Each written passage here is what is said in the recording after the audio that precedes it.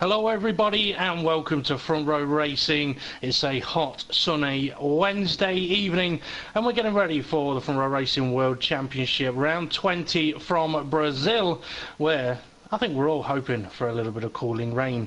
Your commentary team for this evening will be myself, but in the main it'll be Front Row Racing GP and Millstar.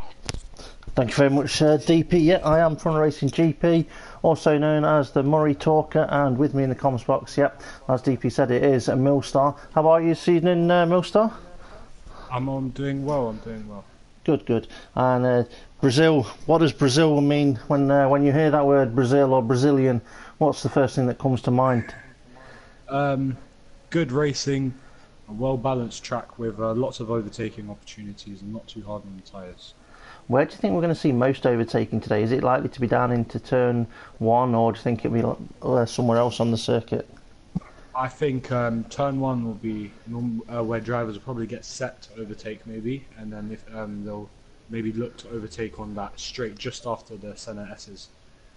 Yeah, I think you may be right there, the second DRS straight. Right, we're going to go through the teams that we've got with us today, and then we're going to go through, after that, the last race results and also the standings as well. So the teams that we've got with us today is the Fearless Trailblazers Mercedes of Temp Fear and Curly Wurly.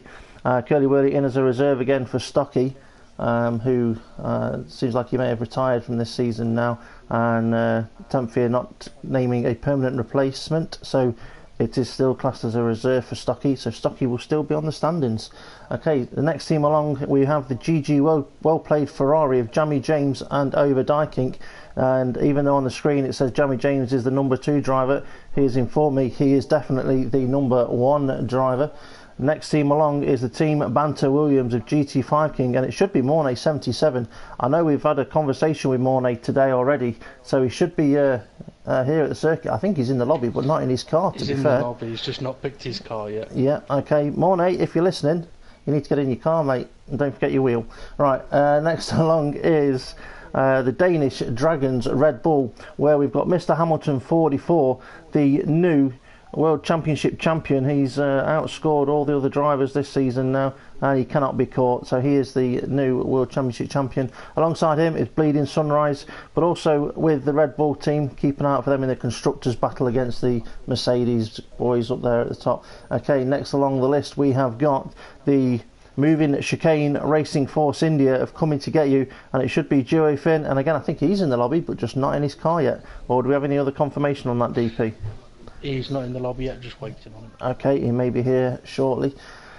Then we've got the A to W Racing Renault of Braken Clays, and it's normally A-Cut, but A-Cut's unavailable. It's called in a reserve of Alaiki Mount 05. It'll be interesting to see how he gets on today. He had an interesting race in Mexico a couple of weeks ago. Further down the list, we've got the Prancing Rosso Toro Rosso of Simo 911 and F1 Roadrunner.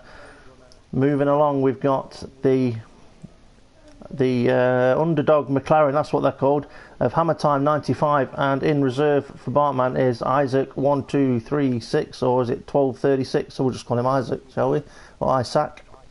We'll call him anything we want to really, but mainly Isaac. In the Haas, the Lunatic Assassin Haas is Sertic Karatape and Erna Ertram. They'll be looking for a good result here today, try and climb up the table in the constructors. And then the FRR Chewbacca rookie manor is Dave the Harp. He's not much of a rookie, but he's in the manor, and he'll be seeing what he can do today. Okay, DP, is it over to you for the last race results? Yeah, just have a quick recap on round 19 from Mexico, and what a race we had there. Wet weather in Mexico really spiced things up a bit. I've got to say, your heart goes out to Coming to Get You on that day, who was leading comfortably, but unfortunately he didn't even score a point. So the result went as follows. Temp Fear and his reserve teammate Curly Wurly took first and second place, while Mornay finished in third. Mr. Hamilton 44 took fourth place and Jamie James finished in fifth. Simo took sixth place, while GT5 King gained 7 places to finish in 7th. Overdyking finished in 8th with Braken Clays in 9th, and the FRR Admins pick rookie driver on the day finished in 10th place. F1 Roadrunner was 11th, Duofin 12th, and then coming to get you with a DNF along with Bleeding Sunrise, A-Cut, Sertak Karatepe, the Lunatic Assassin Racing Haas Reserve, Hammer Time 9.5, and Bartman did not start, but he did inform us that day that he's not going to be able to compete for the remainder of the season due to studies. Quick look at the Drivers' Championship standings, and we'll hand it back over to Steve for those. Yep, okay, so the Drivers' Championship standings are as follows. So the champion has been confirmed as Mr. Hamilton 44 in the Danish Dragons Red Bull, currently on 291 points. And on the standings we've still got Stocky there with 249. Then the battle for the next place between Overdyking, Tempfear and possibly even Simo and Coming to Get You. So we've got Overdyking on 152, Tempfear on 149, so 2 drivers there to keep an eye out today. Simo close behind with 132, and then Coming to Get You on 120. And then we've got the rest of the field as follows like this. 7th place is Mornay 77 on 89 points. Jamie James on 8 points. 8 points? In 8th on 81 points. 9th place is F1 Roadrunner on 64. 10th is Bleeding Sunrise on 50. 11th is Hammer Time 95 on 48.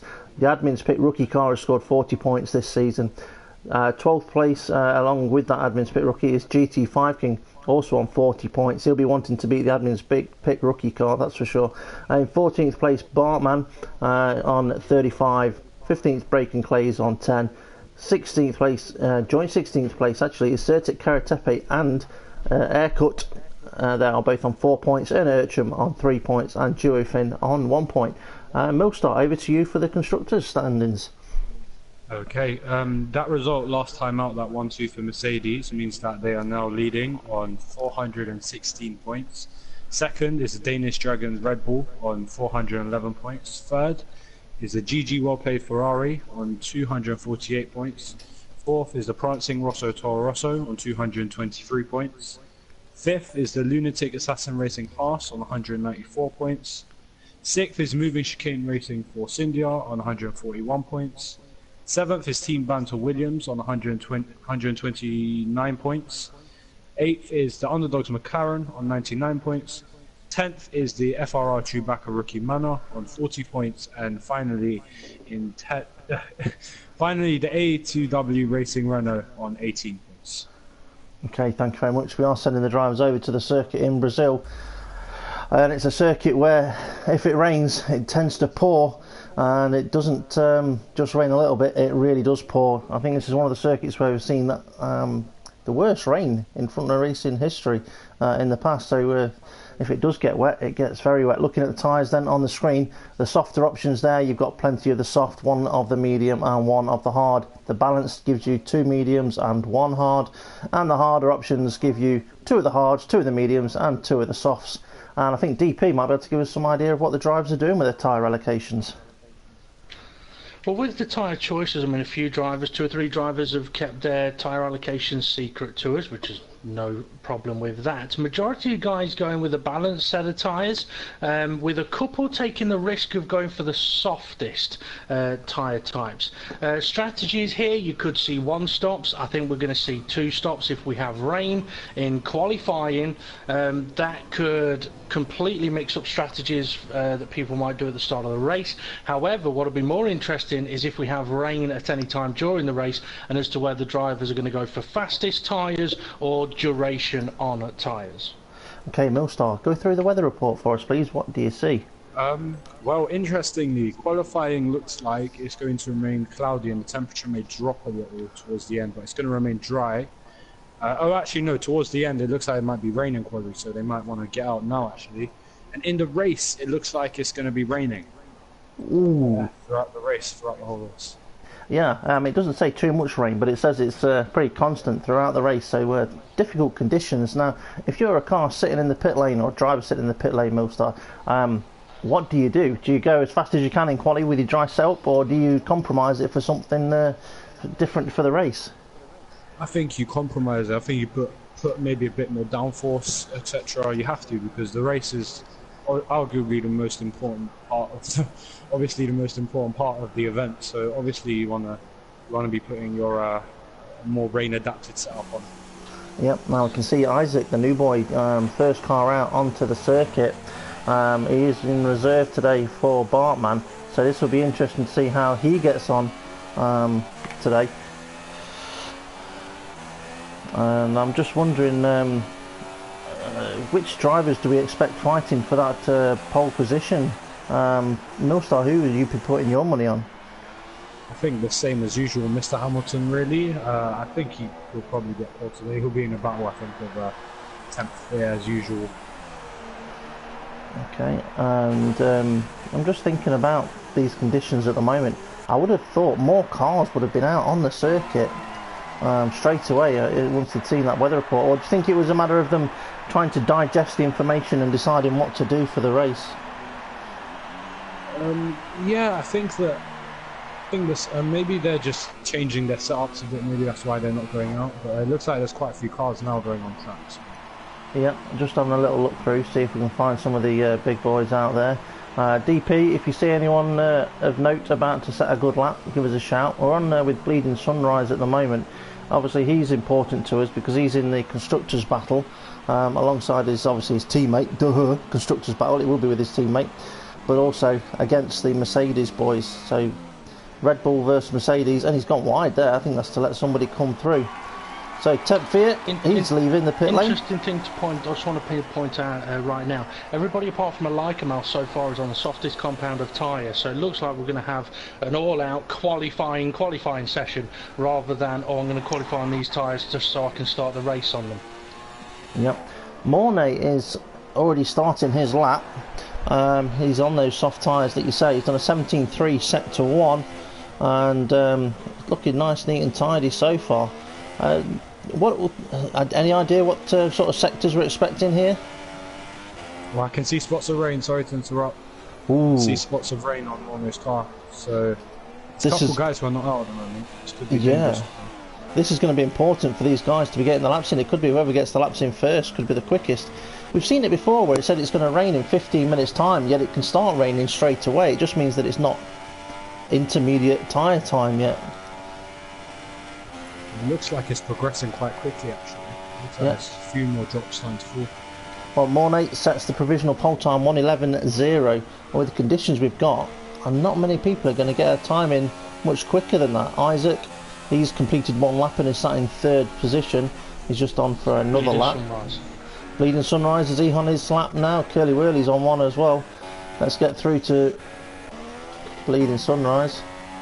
There he is, 17.2 sector 1, 37.1 sector 2, and Mornay, his session is over unless he's just decided to park it, and Bleeding Sunrise only goes 5th position with that. Struggles a little bit towards the end of his lap there. I think the circuit is getting slower. Coming to get you, currently sat in 6th place after finishing his lap. Surtak in 7th place. Let's see what we've got. Over Dykink coming up to finish his lap. A 17.6 sector 1, a 38.1 sector 2. Not that quick. I think the circuit's had it already. It's past its best.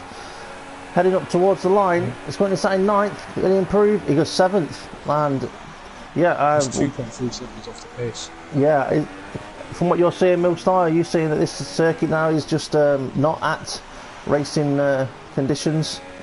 Aiming for that pole I've just time. seen Kylie Wiley go past. He's normally quite a strong driver and he's 1.7 seconds off the pace. So I think everyone else that hasn't gone out yet is pretty much yeah. Well, interestingly you mentioned that because of those drivers that have not gone out yet. We've got Mr. Hamilton 44 and Jamie James and Duo Finn along with Erna Urcha, Malika Mal, F1 Roadrunner, Dave the Harp. So there's quite a few drivers that may not be able to do anything competitive in this qualifying session now. Jamie James is on his out lap. Erna Urchin has just completed a lap, but it wasn't a very quick one. So yeah, those drivers that may have just taken that little bit longer to consider what to do for the setup may be compromised here. While we're just seeing what the guys are doing at the moment, Jamie James is starting his lap. I'll keep an eye on him. DP, I believe you've got a question of the day for us.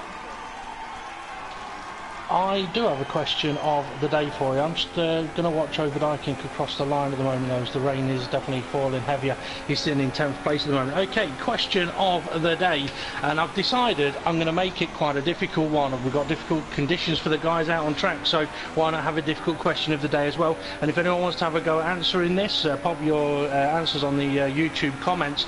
So, question of the day is, the first Brazilian Grand Prix was in 1973, and there were 4 other non-European races that season: Argentina, Canada, USA, and which other country?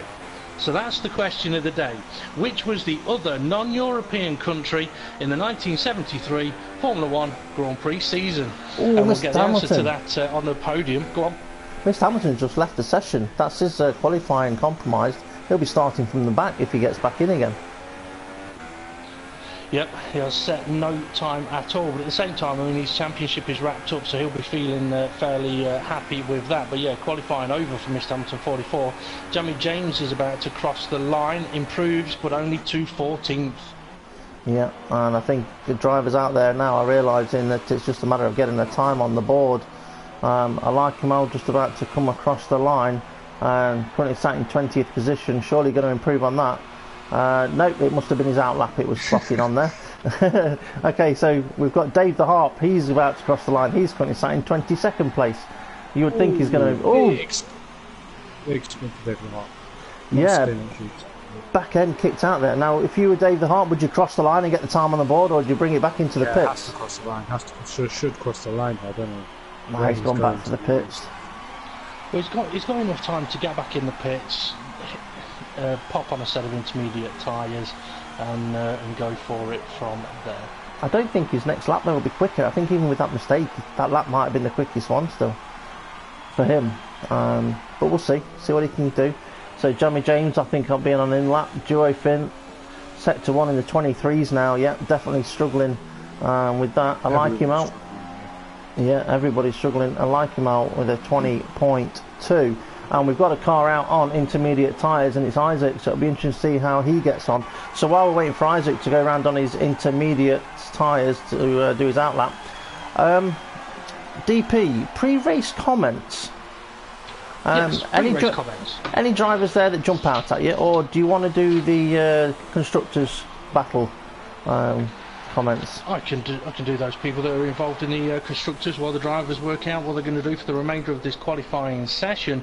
Okay, so Mercedes leading the constructors at the moment, with Tanfier. We had a bit of a chat with him earlier on today, and it was Steve that had a chat with him, so some of this response I'm not too sure what it means, but I'll go through it anyway. So he was asked, what are the possibilities of seeing you on the top step again this evening? He said, well, you know how likely. Look at last season. When I'm not getting ruined, I have one of the best chances, if not the best chance of all. You also saw me in a practice session yesterday, so take an educated guess. And this is for you, Steve. You all, the WS pre-race comments, I want you to do this. Brazil, Brazil, Brazil. Yeah, I don't quite get what he means there, but no, I think he, neither do I. I think he means like the football commentator that goes Brazil, Brazil, or whatever. But yeah, might be. Probably. Okay, so his teammate for today, Curly Worley, who's in as a reserve driver. He was asked, what are your targets as a reserve for the team fighting for the constructors title? And Curly Worley said, I've been struggling with consistency at this track without the racing line, so I probably need an extra run in qualifying. Looking to get myself into the points, and it's crucial that I finish ahead of one Red Bull. I'm hoping for a dry race. Going to the Red Bull drivers, we've got Bleeding Sunrise, and we asked him earlier, have you had time to think about your options for next season yet, or are you totally focused on the Constructors' Championship for this season? And he said, I've had a little time to think about it with Mr. Hamilton, and that he's not decided yet on next year. Bleeding Sunrise also said that he himself has not decided on a teammate. They said he would love to continue next year. His main focus is the constructors now. We need that lead back. He also went on to say that he's done quite a bit of practice, and if anyone would like to partner up for next season, then to message him. And he'd also like to say, let's see, F4R would be the only league I do any preparation for, as I have stuff to do outside of PlayStation. Mr. Hampton 44 though, never got a pre-race comment off him unfortunately, and I don't think we'll get one off him now, seeing as he's out of this qualifying session. No, that is true. I know that. Oh no, forget about what I was just about to say because it's completely gone out of my mind. Millstar, what are you currently watching on circuit at the moment?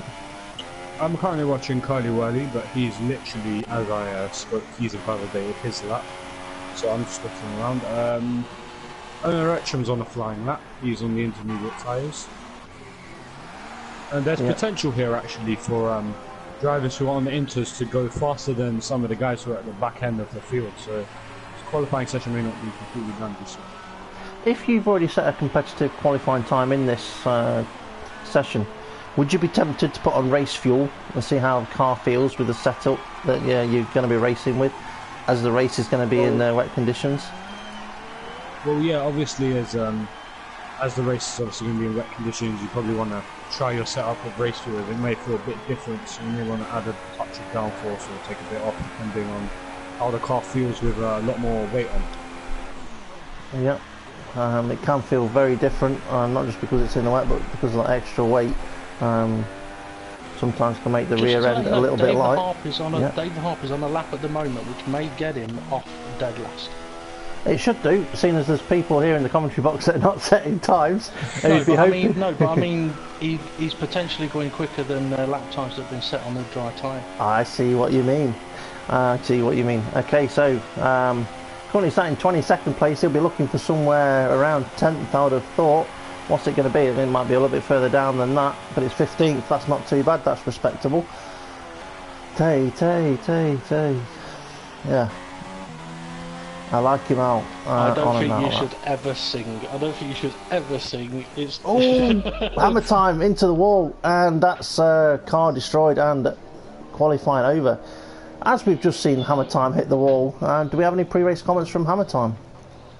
We'll have a look at those and I'll get back to you in a few moments. There are a few drivers out there, the likes of Jamie James, who sitting in 14th at the moment. If he can get a decent quality run in here, he may be able to gain a position or two, because quite a few drivers were at that cut-off point of it was too wet for the softs, but whether the inters are going to be quick enough, I don't know. But yeah, you might want to follow Jamie James for a little while. I'll jump on with Jamie in a moment. I'm just breaking clay, he's about to cross the line, but he is currently sat in 2nd place.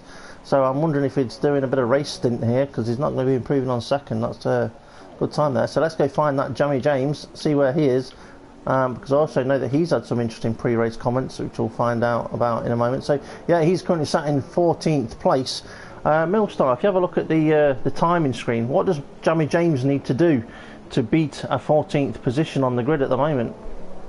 Well, he needs to improve by about 1 second and about 4/10. It looks like his first sector's relatively fast, but then his second is really sloppy. I think that's where he loses all his time. I think he's just being held up at the moment as well by a lunatic assassin Haas, of either Erna Ercham or Certek Karatepe. But he will get a bit of stitch. Yeah, I was just about to say that. He might get a nice toe down here. Will it improve him on his 14th position? Nope, stays 14th. And he may be better off if he's trying to improve his time, trying to do away with that Haas, which he has done. He's gone on got the overtake done. 3.5 minutes to go. Look at the timing screen, Millstar. Let us know who's in the troubles down at the back of the grid that can still be setting a time. Okay, just a second. Duofin, he's down in 17th. He's on a flying lap at the moment. Yeah. Let's see how his first sector compares to his other one. He's a 10th up on his old sectors. Might as well just carry on with the lap then. Big slide. He's into the wall. And that's what happened to Hammer Time a moment ago, but it looks like Duofin managed to get away with that one. That's sort of had a consequential effect up into that right-hander. I think he has dirt on the tyres there. Takes the apex nicely for that one, really patient in the rain. I'm not sure if he's backed off here as he's carrying on. I think he's just being very patient on his throttle. He's struggling to get it down. His second sector 45.2. And it's the same as his old sector actually. So it's good that he carried on with the lap.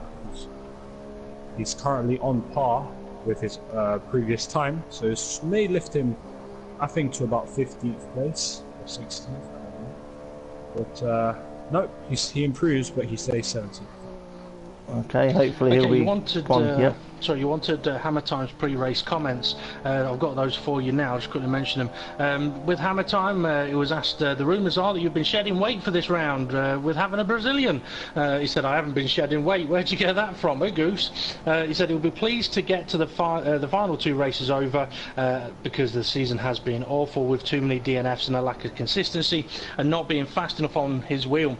Bit of info for you as well. Mornay, it wasn't confidence of set a lap time, right, that's me done. It was set a lap time and then a crash that ended his qualifying session, but it still looks like he's going to take pole position here. We are going to have one hell of a mixed up grid.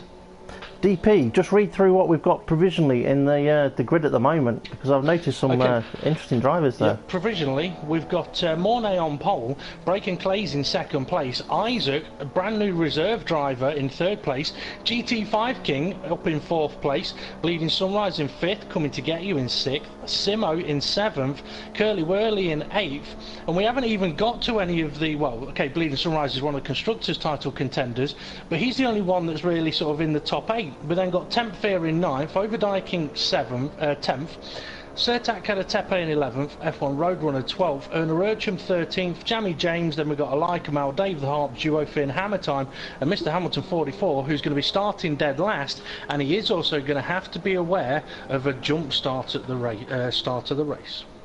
Yep, I don't know whether I saw the message of him returning to the lobby, so I'm not saying he didn't, but I don't recall seeing his name come back up again.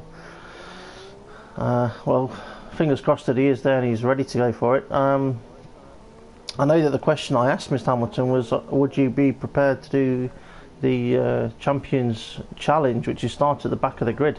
And I don't think he would have been too fond of doing that. Well, if he's back in, he's pretty much doing that now anyway, isn't he? So, yeah, good luck to him from there. We'll see how he gets on. So who's benefited then, would you say? Mornay, not Mornay, obviously Mornay's benefited, he's on pole. Millstar, who do you think then has benefited here the most, other than Mornay, that we could see a good race from and maybe a bit of a surprise? The biggest surprise, I think, is Isaac in his first reserve drive up in third place. He got his timings correct with the rain, etc., and he's got a really good start, a really good starting position here. Yeah. Now the guys that are out there on the inters at the moment, it's difficult to tell what their sort of lap times would be representative to the race times, because you don't know who's on light fuel, who's on heavy fuel. But from looking at past races, coming to get you in the wet has been phenomenal. And he's currently sat in 6th position, so if he can get a clear start, he's a driver that I would say keep your eyes out for. Because when he's in the wet, he seems very comfortable. As long as he doesn't take his tyres too far.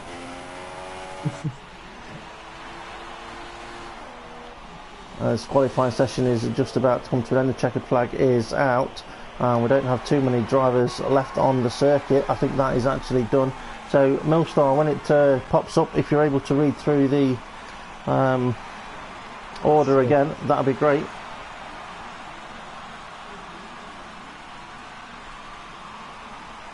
Yeah, just take a screenshot of these. Well, some information for him. Mr. Hamilton 44 says his game crashed and he can't get back in. He's saying that the game is full. I'm just going to quickly try something in a moment. Just let me know when the results come, because I'm looking at the screenshot. I'll let you know. Sorry, DP, you were saying you were going to try something.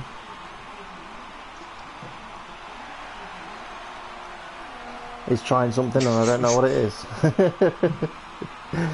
And if this is the type of weather we're going to have at the start of this race, it's going to be interesting. And we've had quite a few World Championship races with the weather interfering with the race, but I think it's a good interference, don't you?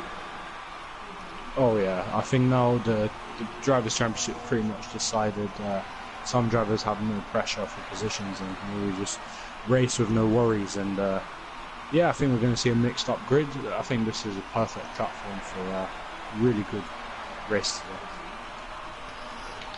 Okay. Just to let my co-commentators know, just don't panic for a moment. Sometimes just going to try and join via the chat party.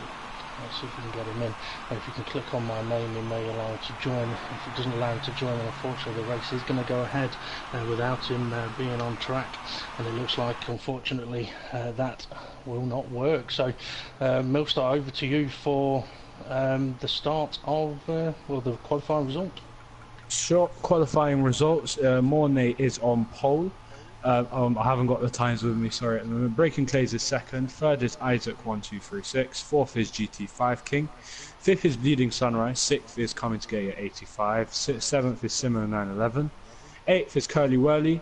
Ninth is 10th Fear. 10th is Over Dyking. 11th is Certek Karantepe. 12th is F1 Roadrunner. 13th Anarachum. 14th Jamie James. 15th is Alakamara 5. 16th is Live the Heart. 17th is Durofin. 18th is Hammer Time 95, and yeah, that's the grid. Okay, thank you very much. Yeah, okay, that's qualifying done with, and it is now race time. It is Front Row Racing World Championship round 20, and this race is going to be opened up wide now for everybody, since we do not have Mr. Hamilton been able to take part. That is rather unfortunate, but at least he's tied the race up, or the title up already. So looking at the strategy screen, it says even if it stays conditions as they are, it's likely to be a two-stop race. But even though it says wet all the way through, we know it could change at any point. With only a few seconds left to go, DP, I just want to ask if they've got any predictions for this race. Mayhem, madness, carnage, plenty of wet tyres. I mean, you mentioned it earlier, Brazil, it's a race where when it rains it can quite often rain hard, but if it does stop raining at any point it could dry up very quickly. The problem is it's been predicted that the rain's going to come all the way through. This is now suddenly a massive test for the drivers, and setup is going to be even more crucial because no DRS. They haven't got that tool.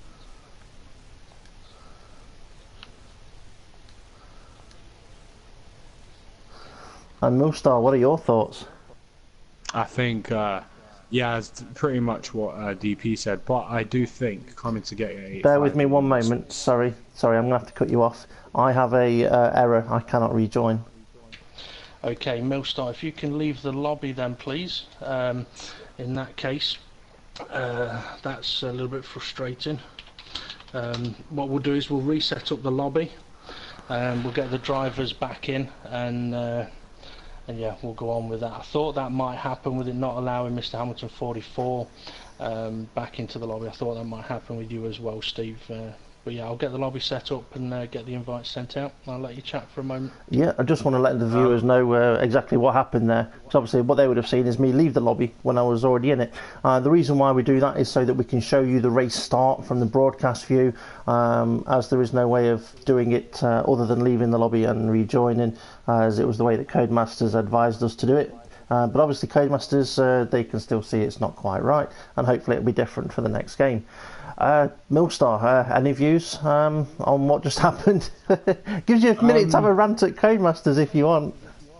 I mean, yeah, hopefully they fix it for the next game. Just a question, will Mr. Hamilton 44 be back in the lobby now? Assuming that. If he hasn't switched everything off and decided to go off on a huff, and he's realised and watching the stream that we've had the same issue, he will be able to rejoin. We have had it in the past where people have missed the qualifying session and not been able to join at all, and we've had a race restart and they're still entitled to start. If they were meant to be in anyway, then yeah, it's not like they can... Yeah, it's not. You can't say, "Oh, I want to join. Can I now join?" And you weren't meant to be in the race anyway. You can't do that. But if your name was on the list to be racing, and you missed the original set of invites, and because you were back late, and then the race had a restart for a different reason, then yeah, you are within your rights to rejoin. And in past seasons, it's has altered some drivers' championships, because I think it was Konzo last season got rather... No, it wasn't Konzo. What was that, a couple of seasons ago? DP might be able to help me out on that one, but I know that Konzo had a disconnection and then was able to rejoin to do a race start in the championship season when he won the World Series. So yeah, it can have a bit of an effect. Just to clarify, the drivers, what the situation will be, because it's in the championship, multiplayer championship mode, it saves the weather settings, it saves your qualifying times, it saves your tyres that you've used and all of that. So basically, no one's going to gain an advantage from doing the restart. You'll all be on the grid in the same positions as what you were, with the tyres that you'd used in qualifying. If you'd basically, because it's wet though, it's different, but if it had been a dry qualifying, you'd have been starting on the tyres that you'd have set in qualifying. But because it's wet, it is different. But yeah, the weather stays the same, so it's not like it changes anything like that. It just does do a basic restart of the start of the race. DP, how are you getting on with the lobby?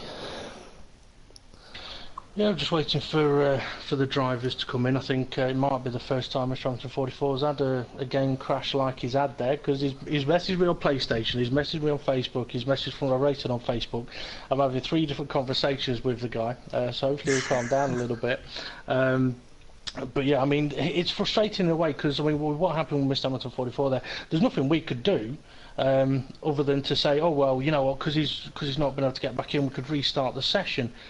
But then that's not necessarily fair on those drivers who haven't had a problem, because however their start would go, it's now null and void. It's different when it comes to the broadcast team or the admins not being able to get back in. As harsh as that may sound, obviously having the broadcaster is a big part of it. So if the broadcaster can't back in, yeah, it's going to be a null and void race. So it will allow anyone that's had problems to get in to come back in. I know it's happened in the World Series a few times, and frustratingly, it's happened a lot with people having game crashes on this mode of the game, or this game. Hopefully, it's something they'll fix for the future. Let me just let you know, Mr. Hamilton 44 is now in the lobby again. Good stuff, good stuff. I need a confirmation as well, DP, on the best thing for me to do. Should I wait until the formation lap is underway and then join? Or am I likely to get the same message again? No, we should be okay, but now that I've said that, it'll probably will happen. So yeah, well, what I'll do, we're still waiting on a couple of drivers. I'm just thinking, I think Millstar, you've got a few drivers pre-race comments if you want to go through those while we're sorting out getting everybody else back in the lobby. Sure, just to let you know, Mornay looks like he's having a couple of problems, keeps joining and rejoining. So, yeah, so first pre-race comment is coming to Skate 85, and he was asked, is it true, I'm sorry, I've just looked at the wrong bit. What tyres will he be bringing to the event, and is it true he's been checking his rubbers for holes after the nightmare he had when his tyres blew out? And he said, hey guys, I'll be bringing tyres that have not been tampered with to Brazil. The team have reassured me on this, only time will tell. After throwing away the win in Mexico last time out, hopefully a win will fall into place this evening. And the other one that I had was F1 Roadrunner, and he was asked, what do you think of when someone says Brazilian? And he said the Rio Carnival, and that's about it. Okay. That was about it, yeah. He knows, when he listens back, he knows that wasn't about it, but we can't repeat what he said. Yeah, we can't say what else it was he said. I just want to quickly mention as well, Millstar, can you send for Racing GP and myself a few invites as well, please, sure. And we'll get this session underway as soon as we can. Quickly mention as well that I'll quickly mention the question of the day again. I've had a few people on YouTube asking what was the question of the day, so I'll do that now while we're just waiting. I think we've got the last person in. We'll just give it a moment to make sure everybody's stable. So question of the day, feel like you want to have a guess at this one, folks, put your answers in on the YouTube chat.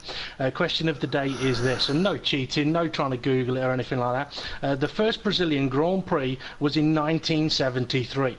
And there were 4 other non-European races that season: Argentina, Canada, USA, and which other country? It's the other country I'd like the answer to.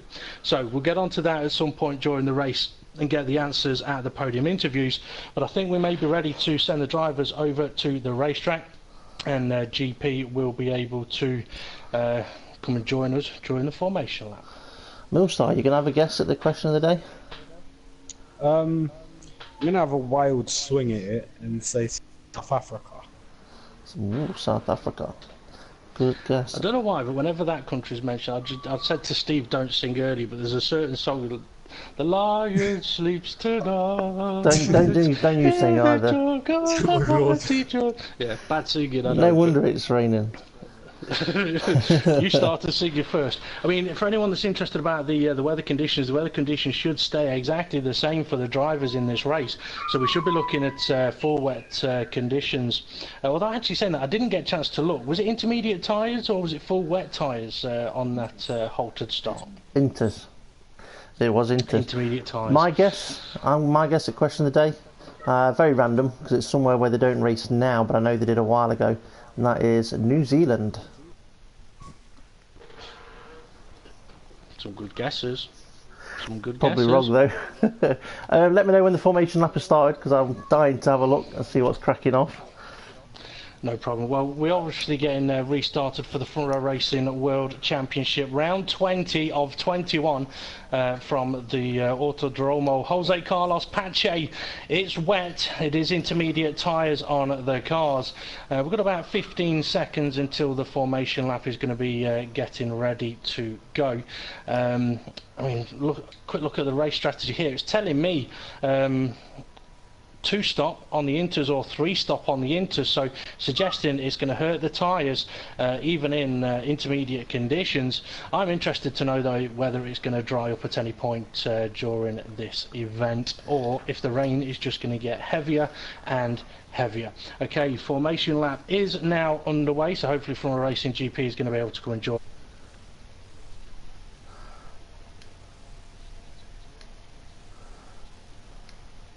their cars. So Millstar, Brazil, it's a track that you've raced around in the past, and I know you've raced around here in Front Row Racing. It is a bit punishing on tyres, but do you think tyre wear is going to be an issue for the drivers in these soggy conditions? I think not really, to be honest. The intermediates obviously wear less than the they wear at a lesser rate than the dry tyres, obviously, so there'll be less of a problem to the drivers, obviously depending on what their setup is, etc. Some drivers may have to do more stops or less stops depending. And yeah, I don't think strategy, if it stays wet, I don't think strategy will be too much of a factor. Yeah, and it could be a sort of race where we've got the guys that are a little bit quicker, at the tend to be up near the front. They're down near the rear, and could make for plenty of overtakes. And this gives actually a great opportunity for Mornay and his teammate GT5 King in fourth place as well as a team. Because Mornay, Mornay being on pole position is absolutely great stuff, and GT5 King being in fourth. I mean, with Mornay, his pre-race comments, he was asked, when you hear Brazil, what's the first thing that comes to your mind? And he said limited practice time ahead of tonight's race, so I don't have high expectations about my finishing position. Although when he hears the word Brazil, he definitely thinks of stars like Senna, Neymar, Ronaldo, yeah, the fat one, and all the glory and noise from the enthusiastic people in Brazil. Okay, we're just waiting for the back of the grid to start lining up. There was a bit of a gap between the midfield and the back, and Mornay's been held on the grid for a very long time. With the sim racing though, he won't be affected by tyre temperatures dropping and engines temperatures rising. It will be equal for all, so he'll be pleased of that. We need to get back with Mornay though up at the front because the lights are going to be coming on very soon. And we've got 4 lights on, 5 lights on, 6 lights. No, we only have the 5. When they go out, they're underway, and they are. So on the left hand side of Mornay, the right as we look at it, is Braken Clays. Can he make a move into turn 1? Braken Clays goes in a bit deep. Mornay's got the line, followed by Isaac. So we've got Mornay, Braken Clays, Isaac, and GT5 King going up to fourth place. Stays in fourth place, I should say. And is that Bleeding Sunrise that's alongside him? Yes, it is. Bleeding Sunrise now has overtaken GT5 King after a difficult exit out of turn 3. We've got a Ferrari very wide. we've had a few drivers having incidents on the first couple of corners as well. Tempfear down at the back of the field. Sertak Karatepe just ahead of him as well. So it looks like it's a disaster in Brazil. Change for the lead. Breaking Clay's just overtaken Mornay up at turn 5 and 6, and it was a beautiful overtake round the outside there. I didn't call it earlier because I didn't think he was actually going to make it stick, but he did. Coming to gate 85, just gone down the inside of Simo 911. So it's Curly Whirly. He's lost 2 positions there, Simo. Yeah, it's coming to get you, trying to go around the outside of him there. Simo's gone wide. Oh, he's touched as well. He's spinning around, and he's hit F1 Road Runner. He's lost his wheel. Simo was out of the race. It looked like he may have had a bit of contact with one of the Force Indias, which then was exacerbated into the final couple of corners and made considerably worse with contact with his teammate. I've got muted thing now. Oh, that's unfortunate when you've got the sound that's been muted. But running up at the front though, DP, is Breaking Clays. And I asked him a very particular question before the race, and I'd like to touch on that because he is up at the lead at the moment. What was the question that was asked him? Well, when you were talking to him earlier today, he said, are we likely to see you fighting up at the front? And he said, you don't see me very often being near the front, and from the last race, it was possible I could have won until I switched to the dry tyres and bottled it. So mostly for me, I could be in the midfield and sometimes the front, but I'm hoping for a great result today, and of course the finale in Abu Dhabi, but he is leading this race at the moment. Yeah, and I'm sure he'll have a great massive grin on his face, so he just needs to keep an eye on those mirrors and see what Mornay's up to. Because it looks like Mornay's been able to stick with him. Millstar, what's happening down there towards the middle or the back of the field at the moment? I'm just looking at Tempfear, who's currently, I think he's had a crash at the start, and he's right down at the back. He's 17th at the moment. He's trying to overtake on a Rutland, but in these conditions, holding a slipstream and then trying to control the car with all the dirty air, etc., is really hard. So I think he's got a long way to catch back up with the rest of the grid. The Ferraris are on each other though. Tempfear's going around the outside of him. Yeah, Tempfear's got the move here, hasn't he? Okay, so nice move there from Tempfear. You say the Ferraris are on at each other. We've got Jamie James, the #1 Ferrari driver, chasing down over Dykink, and we know that Jamie James had something to say before the race. We'll get to that in a moment because it looks like these two could be battling.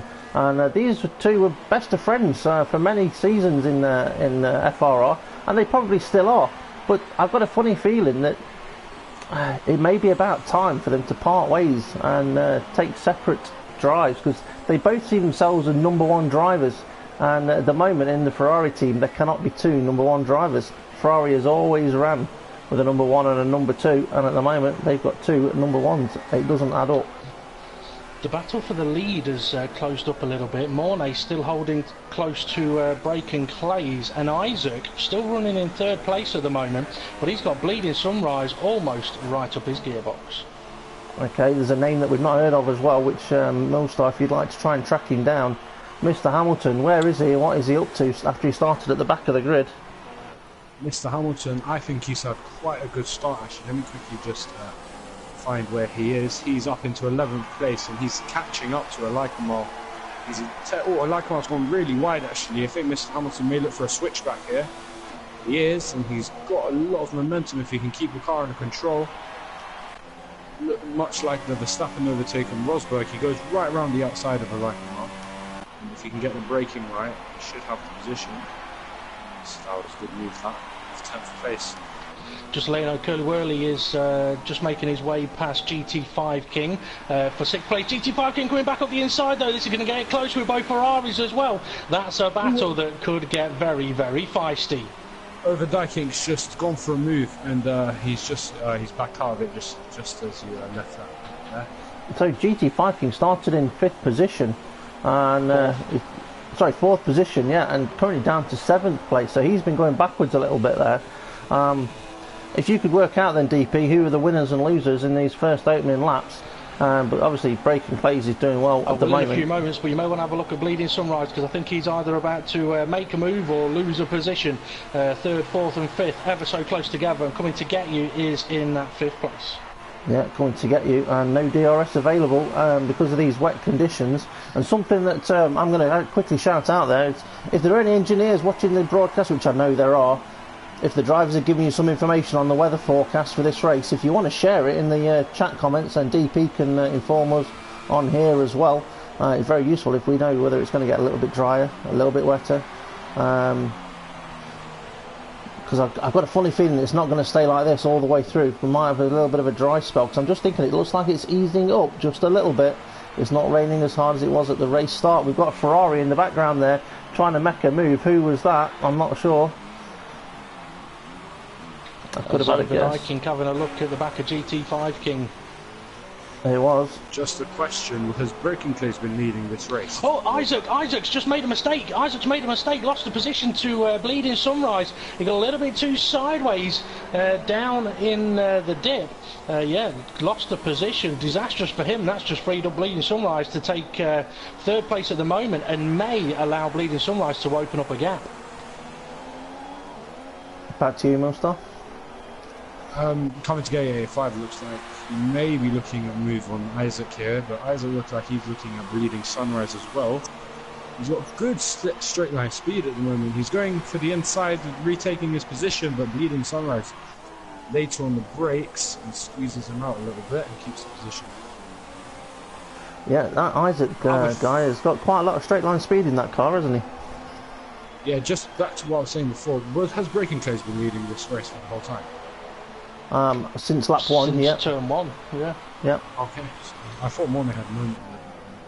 Looks like he's pulling away from the race. Yeah, Breaking Clays is opening up the gap. Very consistent in the 121s. Mornay's been dipping into the 122s. Yeah, and as far as the Constructors' Championship goes at the moment, Red Bull are looking pretty good for it at the moment.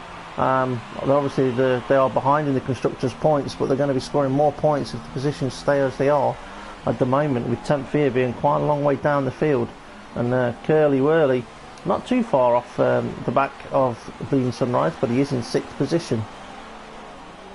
But it's Mr. Hamilton that's going to be the interesting one. He's currently in 10th place, 13.5 seconds off the lead, and you just know that he's got the pace to be able to take in a few more cars that are ahead of him yet. So 6 laps down, going into the 7th lap then of this race. And Milstar, if you'd like to go through the order for us. Bleeding Sunrise may be in trouble. He's going to be attacked down into turn one by Isaacs. Isaac's going very, very wide at the entry to turn one. Bleeding Sunrise trying to cover it off, but Isaacs may be able to get a better run out of turn three. And I mean, I'm just wondering, Steve, you mentioned that, both cars very sideways there. Is Isaac going to be able to chuck it up the inside? He's having a look. And I can see in the background as well that GT5 King is coming under pressure, maybe about to lose a position to Jamie James. Yeah, Jamie James up the inside into turn four, but no, GT5 King fends him off. Just contact between Isaac and Bleeding Sunrise there, as Bleeding Sunrise looked to retake his position. I don't think there's any damage to Bleeding Sunrise's car. No, I think it was just one of those little gentle touches of wheels, not quite as aggressive as, shall we say, Vettel. No more comment on that. But anyway, no, I'm not even going to go there. I'm not even going to start with that story. I'm not even going to start. I could have another story for you. We have been asked on YouTube what the commentators' favourite ice creams are. However, there's a Mercedes and a Farr, so go on. Yeah, literally what you're saying over Daikin and Curly Whirly. Yeah, who can get the power down? So close. Ever so close. I mean, this is a track though where it's so tempting to get on that power early, but if you do, you get sideways and you lose your opportunity. But Overdijking's got a run here on Curly Whirly now down into turn one. But yeah, I was going to mention a moment ago, Steve, if the track does dry up a little bit and DRS comes into play while they're still on the intermediate tyres, that could give us one hell of a race out there. Oh, it's good. It's like synchronized drifting. Yeah. That was if each car was not drifting, they would not have got round that corner. This is brilliant driving. think Over Dyking has it now. And yeah, Curly Whirly is in for a reserve for Stocky today. Normally a assist user, but to be fair, he doesn't use that many assists. But in these conditions, I know he would be tempted to, but he can't in this league. Need to give you a bit of an update. These guys are having a great battle. Over Dyking, Curly Whirly, Jammy James, GT5 King. Somebody else has just joined the party. Mr. Hampton 44 is now on the back of GT5 King. He is. You asked about ice cream flavours. Who's his favourite? What flavours do people like? My answer to that one. Curly Whirly's on the attack. He is. If I can get back on board with him. There we are. He's up alongside. It's waiting for him to come into shot, and nope, I've gone onto the wrong car. I've gone on to coming to get you. There we are. They're moving, made into turn one, but Over Dyking's got it. Tiny bit of contact, but this is just bringing Jammy James right into play, and he's going to have a move on his teammate. His teammate goes wide over the curb. Jammy James is going to get that overtake done into turn 4. So is this the Ferraris attacking Curly Whirly, or is this Curly Whirly just not been able to get the power down and run away? Looks like it might be a bit of both, to be fair. So I'm going to cut you off. Isaac, he's struggling in sector 2. He's now got Bleeding Sunrise all over the back of him. As Isaac, once again, same corner as where he lost it earlier. And Bleeding Sunrise having a look up the inside into Bico de Pato. Not quite able to do it though. But again, Isaac gets very, very sideways. I think Bleeding Sunrise would be wise to just apply pressure through sector 1 and 2 and try and pounce after the final corner, after moo, as we like to call it, Steve. And yeah, pounce, jump on him, be all over the back of him and attack into turn 1. Yeah, because when you come out of that young cow, yeah, it's all about getting that power down. Early. Going again. It's going down the inside here, up the start finish straight into turn 1. See who's later on the brakes. I think Jammy James backed out of it, but no, he hasn't. But, oh, 2020. Jammy James looking for a switch back a little bit here. All 5 drivers really close together. Jammy James is slipstream. See if he can make the move. I don't think he's got the straight line speed, but can he be late on the brakes? No, he can't. And he keep that Curly Whirly has a position. Yeah, turn 1 is not a favoured overtaking place, even though it's a very long full throttle section of the track. It's not really a favoured overtaking place because of how much braking you need to do into turn 1. It's very easy to out-brake yourself, as Over Dyking found out last season racing against Temp Fear. Temp Fear mentioned to me only yesterday that Over Dyking attempted to overtake him about 5 or 6 times, and every time out-braked himself, shut up the inside too far, and Temp Fear just mosey on by to the next corner. So I wouldn't be surprised here if Jammy James is just trying to get close. Sorry, Isaac sideways once again out of Young Cow, and that's why we call it Moo. But I don't think Bleeding Sunrise is going to be close. I don't think Bleeding Sunrise has got the straight line speed, you know, to really try and attack. And I know you're saying, Steve, about turn 1's not really the best of places to go for it. I think Jammy James is side by side with that Mercedes again. Yes, he is. So side by side they go into turn 1. Curly Whirly having to defend it. Jammy James got the inside line for turn 2, but now Curly Whirly's got the inside line for turn 3. But Over Dyking's actually going to have the better run of all 3 of them. Is he going to switch to the left hand side? Yes, he's going to try. Jammy James is being boxed in a little bit there. Over Dyking trying up the inside. Curly Whirly holding the inside line. Oh, and just manages to hold on to his position as both Ferraris getting a little bit frustrated behind him now. And interestingly as well, Stephen, when you mentioned that Jammy James had got some pre-race comments you wanted to touch on, seeing as these guys are fighting next to each other right now, shall we mention that quickly? Yeah, quickly, let's go ahead with it. See if we can get them in. Okay. Well, unfortunately, we couldn't get Over Dyking's pre-race comments in time, but with Jammy James, he got his in nice and early, #1 driver style, and maybe this is why. He was asked today, is this a circuit that we should see you showing your teammate who is the true #1 driver? And he said, I might be able to tell you who the World Series driver is that he wants to team up with if you announce me as #1 driver for the entire race tonight. Jammy James is the #1 driver, but I'll be close. It'll be close between us tonight. It's not his favourite track. That's what Jammy James has said. He was then asked a follow-up question, what are your plans for next season? And he said, I haven't thought too far ahead. I'd be happy with the current situation, but a change might be good, so we'll see. A race every week would be good too. I think we've had somebody pit, and I think it may be a Red Bull. Millstar, what can you see? Who's in the pit lane? Just looking down the order, trying to see who it is. I can't see. Oh, it's Mr. Hamilton, and he's pitted for. Just quickly check. Another set of intermediate tyres. Okay, so looking that's at his first. Okay. yeah, if you've pitted on lap 12, then your next lap pit stop's going to be 24, so that's going to be a 2-stop race. And I'm wondering if he may have caught some drivers out by surprise here. They're just focusing so much on the battles, and he's just stuck to his pit strategy. No, that pit stop's strategic there. A one-stop may be possible on these intermediate tyres. It'd be a push though. But being the first one to pit, he's going to be fast now on his brand new intermediate tyres. He stopped when he has to jump all four of the cars that were ahead of him. GT5 King, Jamie James, Obadiah King and Curly Whirly. That's why he's made that stop then.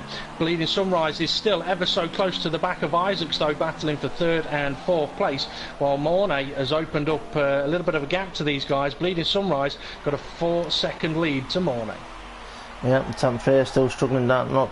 Sorry, I shouldn't say struggling. He's not struggling. It's unfortunate he's down there in 17th position. Bleeding Sunrise now has got momentum on Isaac.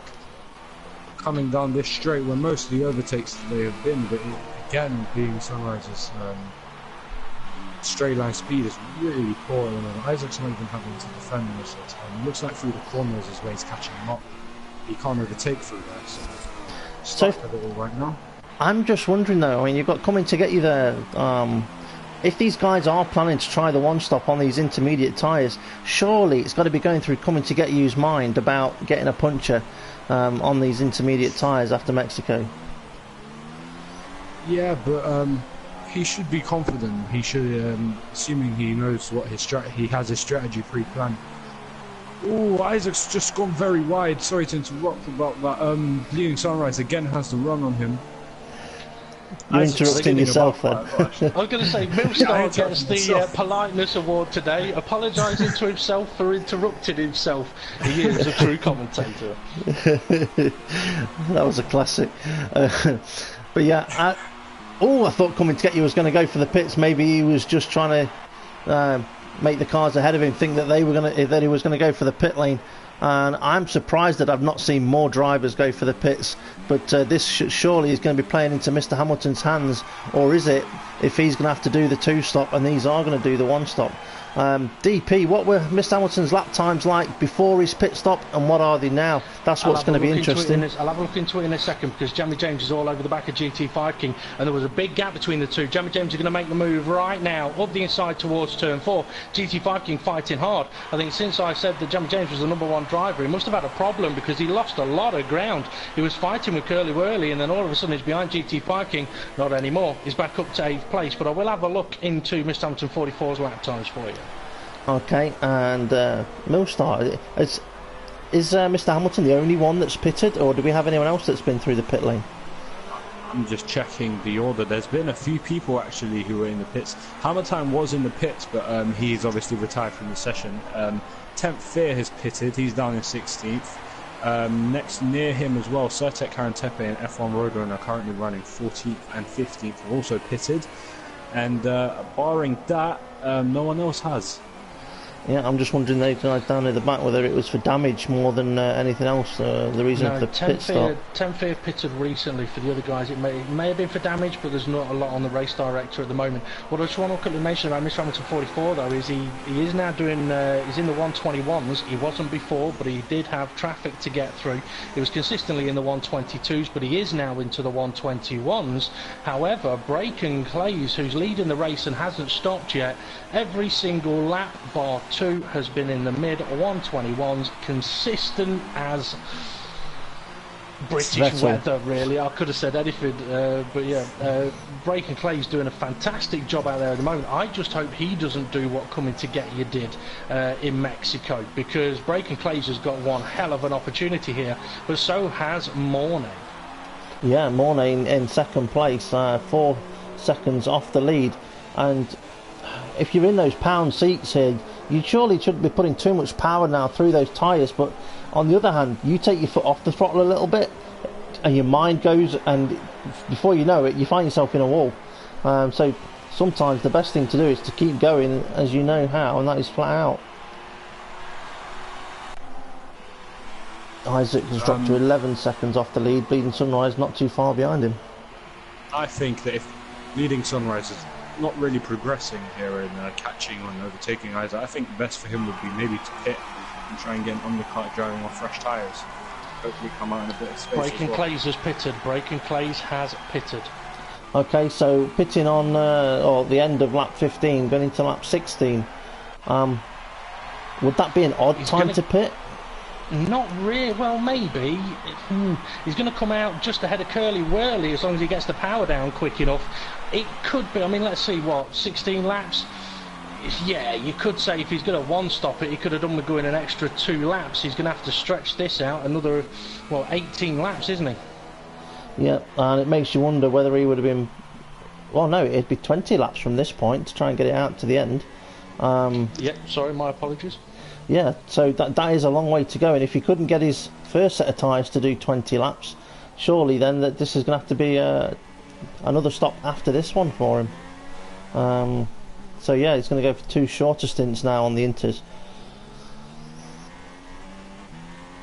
So what has it done though to Mr. Hamilton 44? He's currently sat in 10th position. You said he was lapping reasonably well, and what he needs is the other guys in front of him to start doing those pit stops as well. I don't know whether there's they're going to consider it or not. Let's find out. Mornay, where are you? You've gone on for another lap. Oh, and yep, just everybody in the top car. 6 has continued on for another lap. Nobody looking like they're going to pit yet, which would suggest to me that they are going to try and one-stop this. But I'm going to have another recheck of Mr. Hamilton's lap times, because I wouldn't be surprised if he is absolutely flying at the minute. He's just crossed the line now to complete a lap time. I'm going to have a quick check of what that lap time is. Let's see, a 121.7, so he's done 3 121.7, so he's consistent, but actually not as quick as I'd expect him to be at the minute. Yeah, it's I'm quite surprised at how consistent the intermediates have been up to this point in the race. How many sets of intermediates do you bring to a race session? Is it 3 or 4?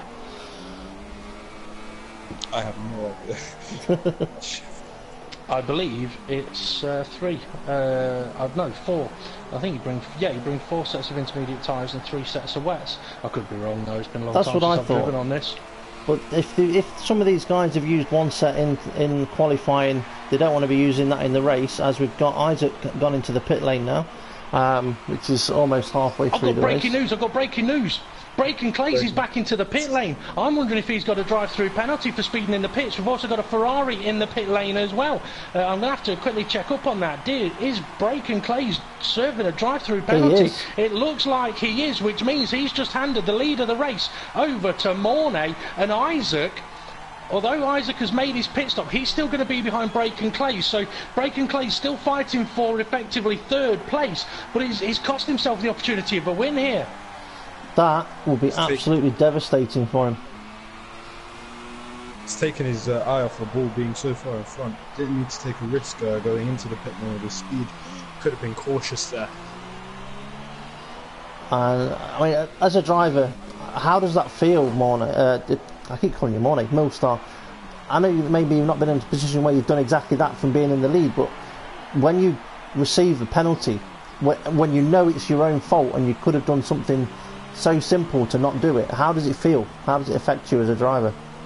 See, in the short term, obviously he's going to be quite mad at them, obviously at himself, but in the long term, that moment will always stay in your mind, and like it makes you less likely to do it again. It's happened to me personally a few times with tyre pressure and setup and all of that. Just going to cut you off a second. Yeah. Mornay's in the pits. Bleeding Sunrise is also into the pits. Coming to get you is into the pits. Curly Whirly though has continued on.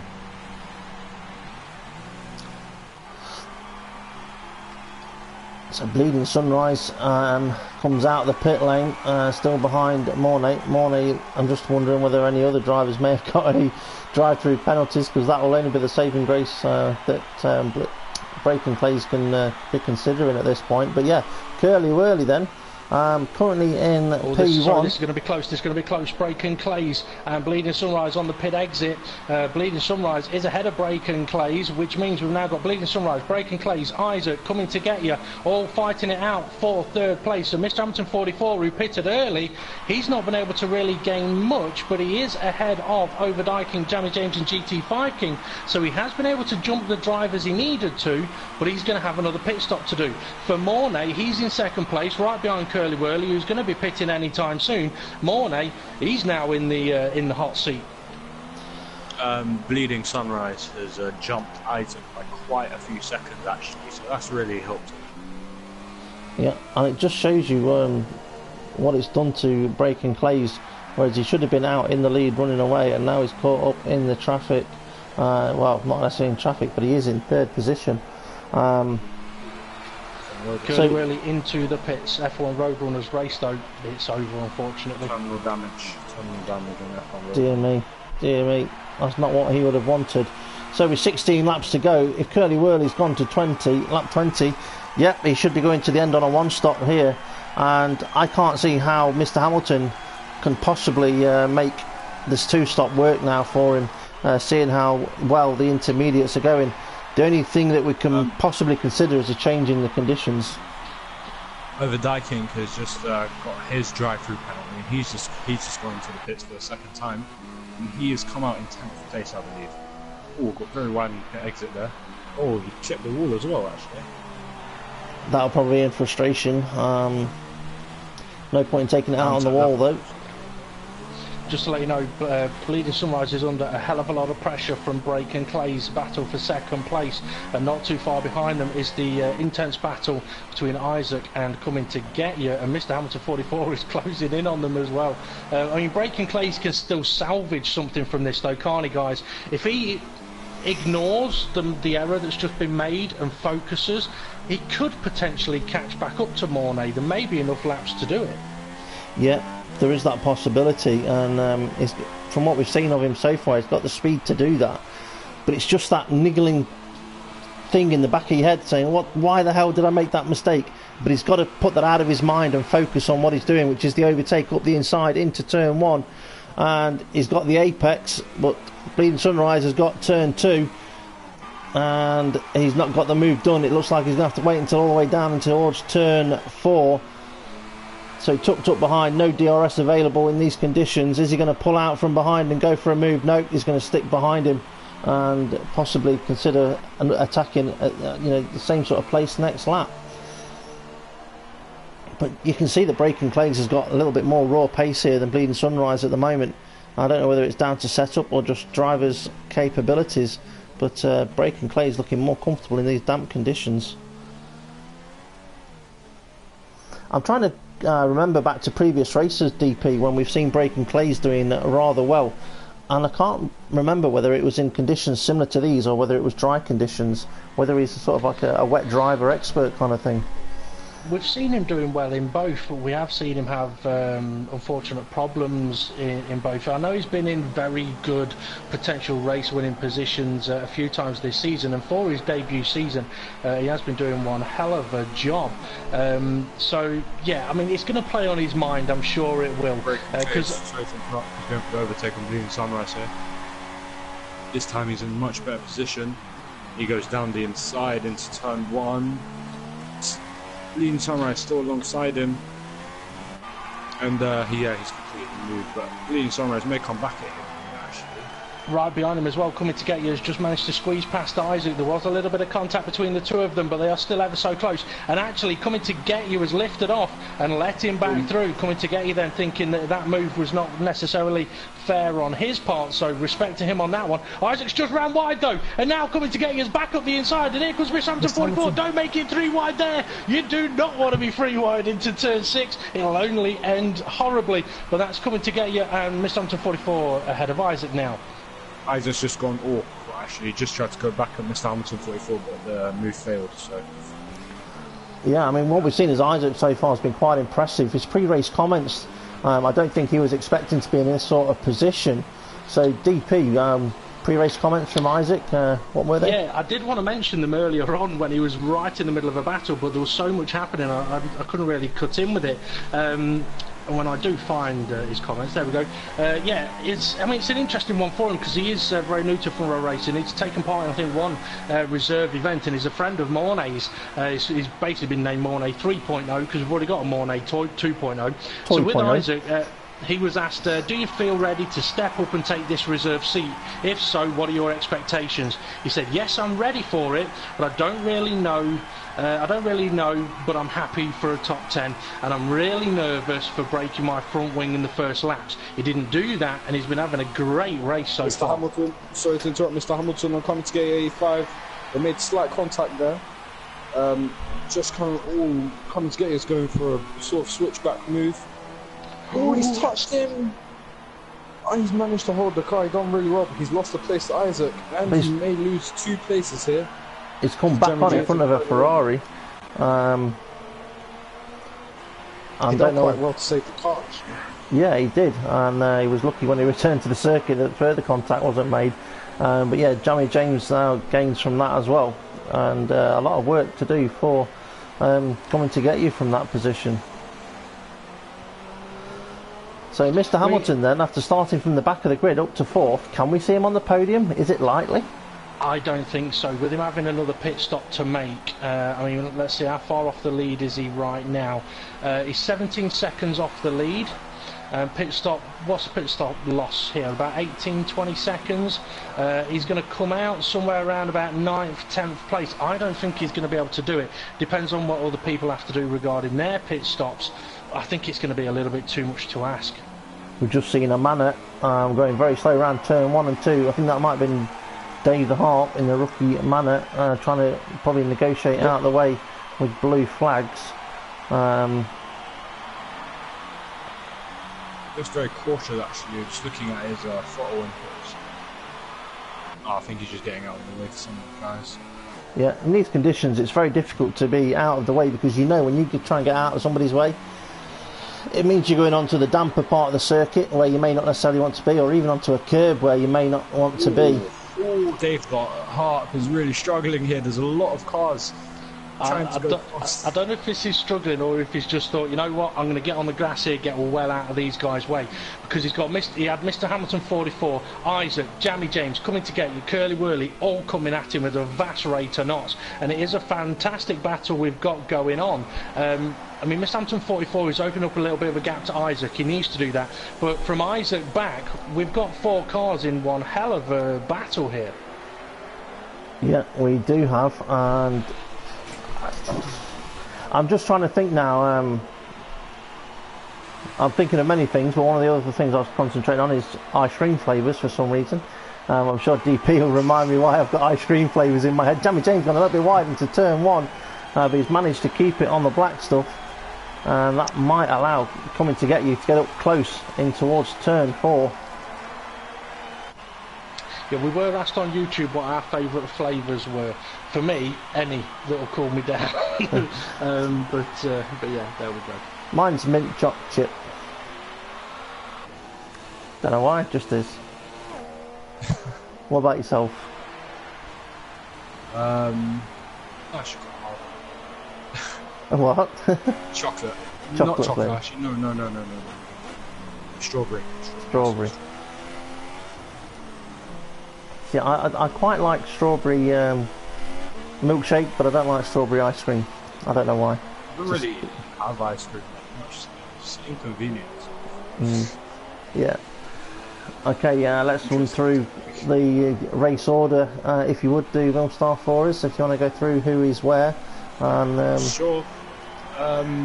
In currently leading the race is Mornay 77, currently on lap 26. Second, 12 seconds behind him, is Breaking Clays. He's closely followed by Bleeding Sunrise in third. Fourth is Mr. Hamilton 44, but I think he has another pit stop to make. Fifth is Isaac 1236, closely followed by Jamie James in sixth, and coming to gate 85 in seventh. Eighth place currently is Curly Whirly. 9th is GT5 King, they're quite spaced out at the moment, and 10th is Overdyking. 11th is a Lycomar 5 who's actually just going to the pits. See if he can get stopped in time, looks like he just about did so. 12th is Durofin, just quite a way back from him.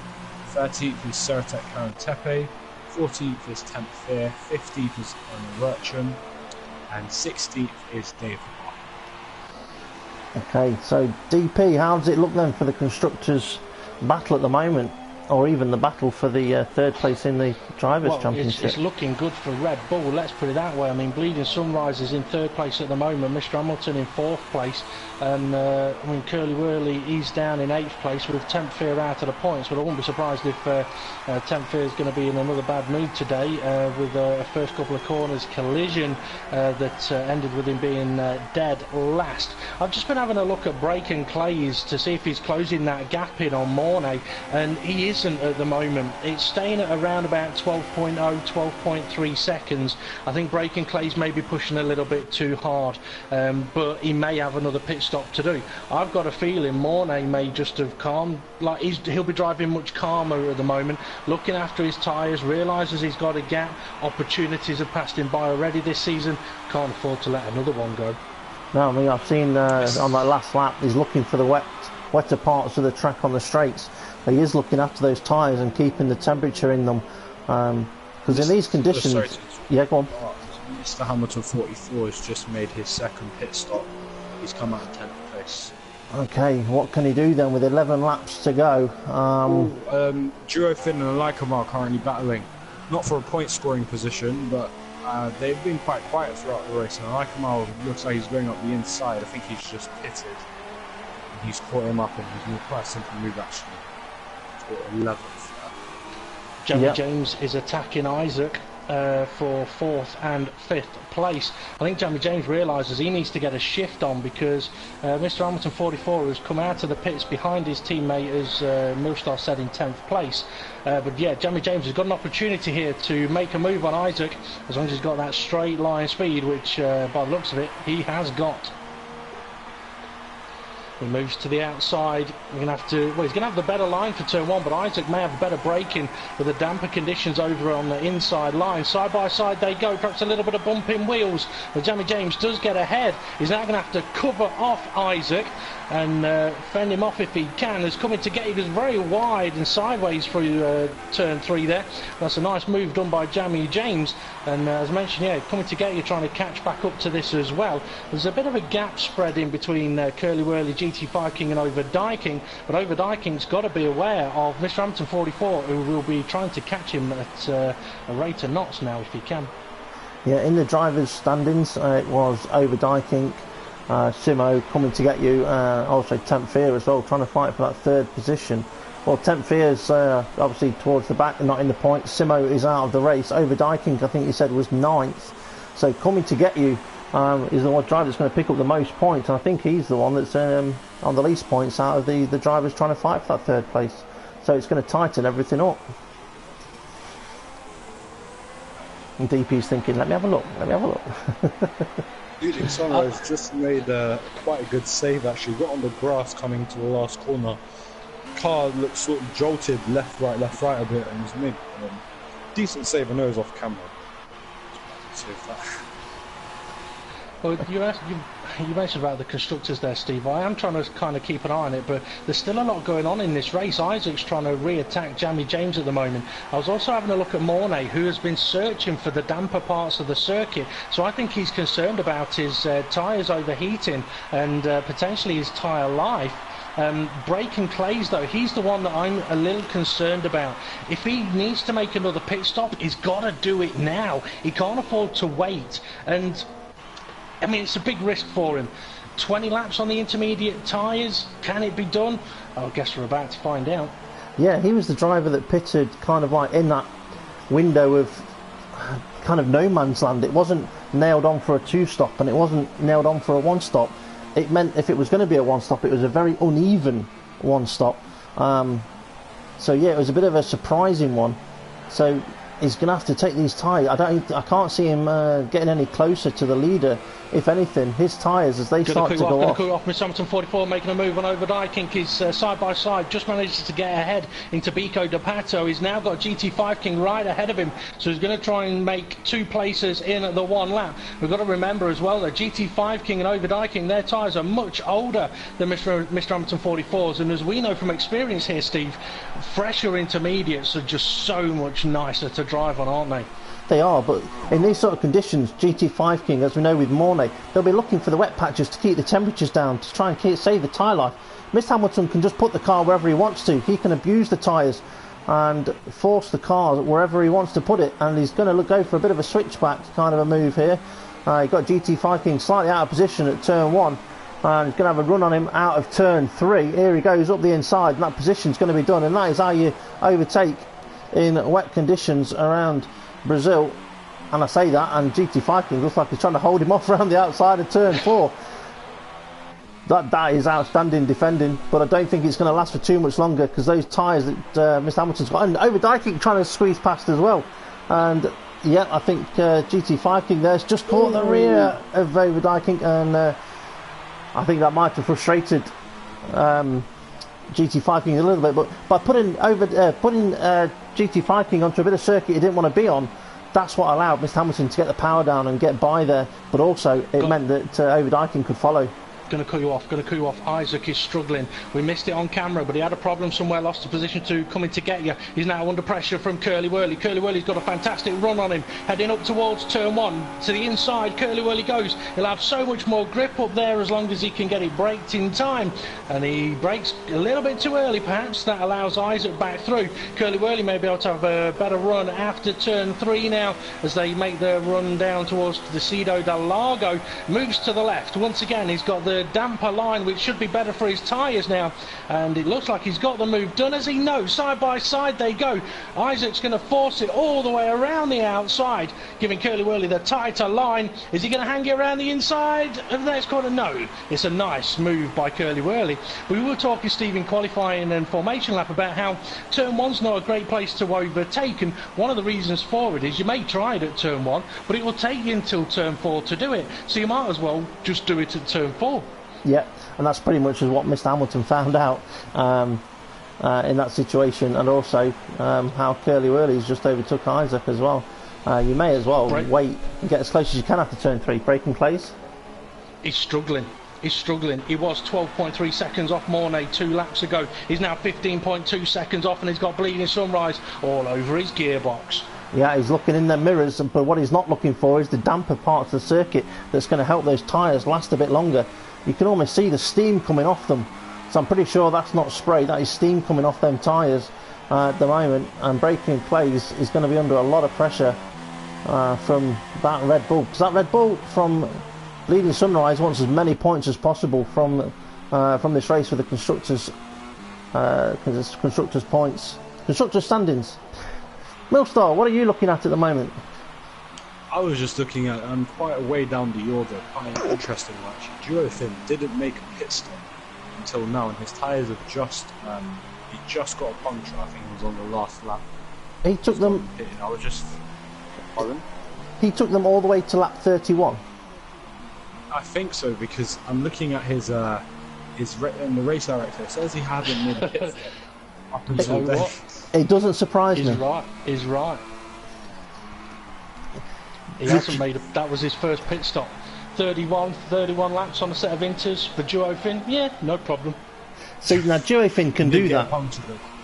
He did get punctured quite early in the lap, so he has lost 2 positions, I think it was. He was running the 13th. Now, who's his teammate? His teammate is coming to get you.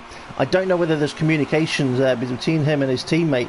And he maybe said, look, I can get 31 laps out of them before I get a puncher. If you've pitted on lap 20, you will get to the end without a problem. And that's just an example. But that surely means that Braking Plays should theoretically be able to get to the end. But it's all about how the driver treats the tyres. If you abuse them, they won't last all the way to the end of the race. And as Coming to Get You found out last week, 2 weeks ago in Mexico. Well, I've been looking at Braken Claeser's lap times. He's still been very consistent. I think there's perhaps just maybe a little bit of frustration, a little bit of nerves. Perhaps he does need to go and find a few damp patches because he is having to look in his mirrors a lot of what Bleeding Sunrise is doing. But what a race we've had. I mean, it's got to be said that qualifying set up this race, because qualifying threw a spanner in the works and then threw another spanner in the works and then took out both spanners, threw a kitchen sink in there and said deal with that, and it's given us a race that none of us would have expected. Yeah, I'd have to agree with you, and you know, it was interesting to see Isaac up there, and obviously that made it interesting. Not seeing him a race before, but Mornay dealt with it superbly after getting pole position. Braken Claeys obviously had the early advantage, but what a mistake of Jamaica. What a mistake of Jamaica to go into the pits at too high a speed and yeah, get yourself a drive-through penalty. He'll be kicking himself for weeks for that. Yeah, I mean, what the emotions that would have been going through that car if he hadn't have been doing that, if he'd have been running in first position at this point, yeah, it would have been completely different. Well, we've got a couple of laps until the end of this race. I mean, it's gone by quite quickly. And if it's all right with you guys, I'll run through the remaining drivers' pre-race comments. Sure. Okay, Mornay, he's leading the race at the moment. His teammate, though, GT5 King, has had a bit of a topsy-turvy season. And Steve asked him earlier today, he said, we've heard that you're rapid in Sector 3. And GT5 King said, you know what, I'm feeling pretty confident coming to Brazil. It's a track I love and I have good rhythm around. After Mexico's brilliant points haul for myself and the team, we're going into this race with confidence that we can continue the good performance. Fastest in Sector 3? Well, that's what What Aeros does, I guess. That's GT5 King's comments. And he did have another fantastic qualifying session as Mornay starts lap 35 of lap 36. Erna Urchum, we said to him, it's about time you had a podium, will it be here in Brazil? He said podium is beyond the clouds, and there's plenty of clouds here today. 1 point will be enough for him. He said he was going to go medium soft for his strategy. Unfortunately it's been inters. He's just been overtaken by Duo Finn. I think that may actually have been Duo Finn unlocking himself. Coming to get you. Yeah, okay, it was. Okay, Erna Urchum's teammate Sertek Karatepe, he was asked if you have a chance of an overtake into turn 1, would you go for it or wait until turn 4? It's something we've all talked about. He said, this track is familiar to me, so I expect a good race. Turn 1 is a good spot to overtake, but you have to find the perfect exit, as there is a straight line which is perfect for giving your position back. You may even lose a couple of positions with DRS open cars from behind, but I'll try and defend my position first and then attack for some. And there is a wet side of this track. I bet we're going to see some rain in quali or race. It may determine the fate of this race, and how right he is. Mornay 77 about to start the final lap of the race. For him, I should quickly mention Ali Kamal, who's in as a reserve driver for A-Cut. He was asked, what should we be expecting from you here in Brazil? He said podium maybe. Unfortunately that's not going to be. And finally was Dave the Hart, who we said to him, will taking the reserve seat help you for tomorrow in the World Series? And he said tonight may help choose the strategy for tomorrow. I should be quicker in the World Series because the car feels good, keeping the never give up mindset for today. Okay, well, we're on to Mornay's last lap of the race. Millstar, any idea? Oh, he's lost it! Don't hit the wall! It's the last lap of the race, unless he's just trying to... Ooh, I thought he was... Was that early celebrating, or was that a mistake? Mr. Loki right there in Italy. Check his underwear, that'll tell you if it was a celebration or a mistake. Curly Welly coming to get you up. Curly Welly's gone for a move and they've touched, but nope, coming to get you has kept the place. That was an audacious move, that. So Mornay then, only a couple more corners to go. It'd be interesting to know what's going through his mind, as he's got a Renault in front of him going extremely slow. And I think he's not going to have much of his seat left after this race. Yeah, DP, what do we say? Mornay crosses the line to take victory in Brazil. I believe that's his first victory in the World Championship, and what a victory it was. That's not just a victory, that is pole position and a victory for Mornay. Yes, what a race, what a win. I know we've got guys finishing in second, third and fourth, but I don't think we should move away from Mornay for a minute. DP, thoughts on Mornay? It fully deserves it. I mean, we've said it a few times this season. He's had some great races. He's been unlucky. Okay, I feel bad for breaking Clays, but no, if anyone deserves it, Mornay does. And yeah, doff my hat to him. Massive congratulations. Although we don't know what post-race penalties we've got yet, guys. That is very true. So, very nearly got coming to get you right at the end there. Coming to get you kept the place. I think it was about 1/10. Yep, GT5 King crosses the line, take the final points, finishing position with Overdijk just ahead of him, I think that is.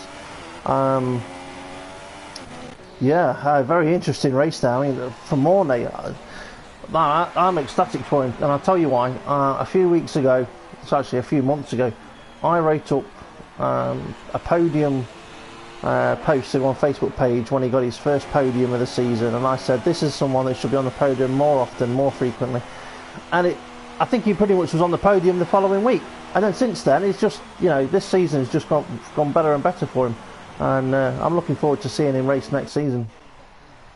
I'm looking forward to having a chat with him in a few moments' time. Not many in-race penalties there for the drivers. Obviously, it is only a provisional result, though, folks. The confirmed results will be put out a week on Saturday on the Front Row Racing Facebook page. But, I mean, what a race. I mean, one thing that we can take from this season, and Temp Fear, I mean, Temp Fear is not going to like me mentioning this, but something that Temp Fear mentioned before, or just as the game came out, he said that potentially races will be decided on who gets things like the pit entry right, who makes the least mistakes, and that's kind of shown today with Breaking Clays unfortunately getting that drive-through penalty cost him the chance of a victory here, but Mornay being consistent up until that last lap, being consistent takes the victory, and the championship has kind of gone that way as well. But I mean, what a race we've had. Okay, in a moment we'll invite in the podium drivers for a quick chat. That is, if Breaking Clays is willing to. He may be a little angry with himself at the moment. So we'll get Mornay, Breaking Clays, and Bleeding Sunrise in for a little bit of a chat. If any of the viewers have got any questions that they would like us to ask the podium sitters, feel free to put them onto the YouTube chat now with @FRR, and also we'll get the answer to a question of the day. We'll put that to the drivers as well, and we'll also give people another opportunity of having a guess on that one. So that's all to come. But what a race! I mean, Millstar, what do you take out of that race there? It's shown again. We've actually seen this a few times where drivers who are leading by quite a way just sort of doze off. Really, I think is one way to put it. As in, they don't really focus as well, and I think Mornay deserved that, as he completely focused throughout the race, even when it didn't look like he was catching up to Breaking Clays, and he got his bit of luck, and I think he deserved the win today. I'd have to agree with you on that one. Definitely deserved for Mornay there, and I think he'll be probably quite surprised the way qualifying went. He got his qualifying lap in and then crashed. And crashed his car. Yeah. And I mean, I want to just quickly say something though. I know you want to. I want to quickly say there may be a Mornay 2.0.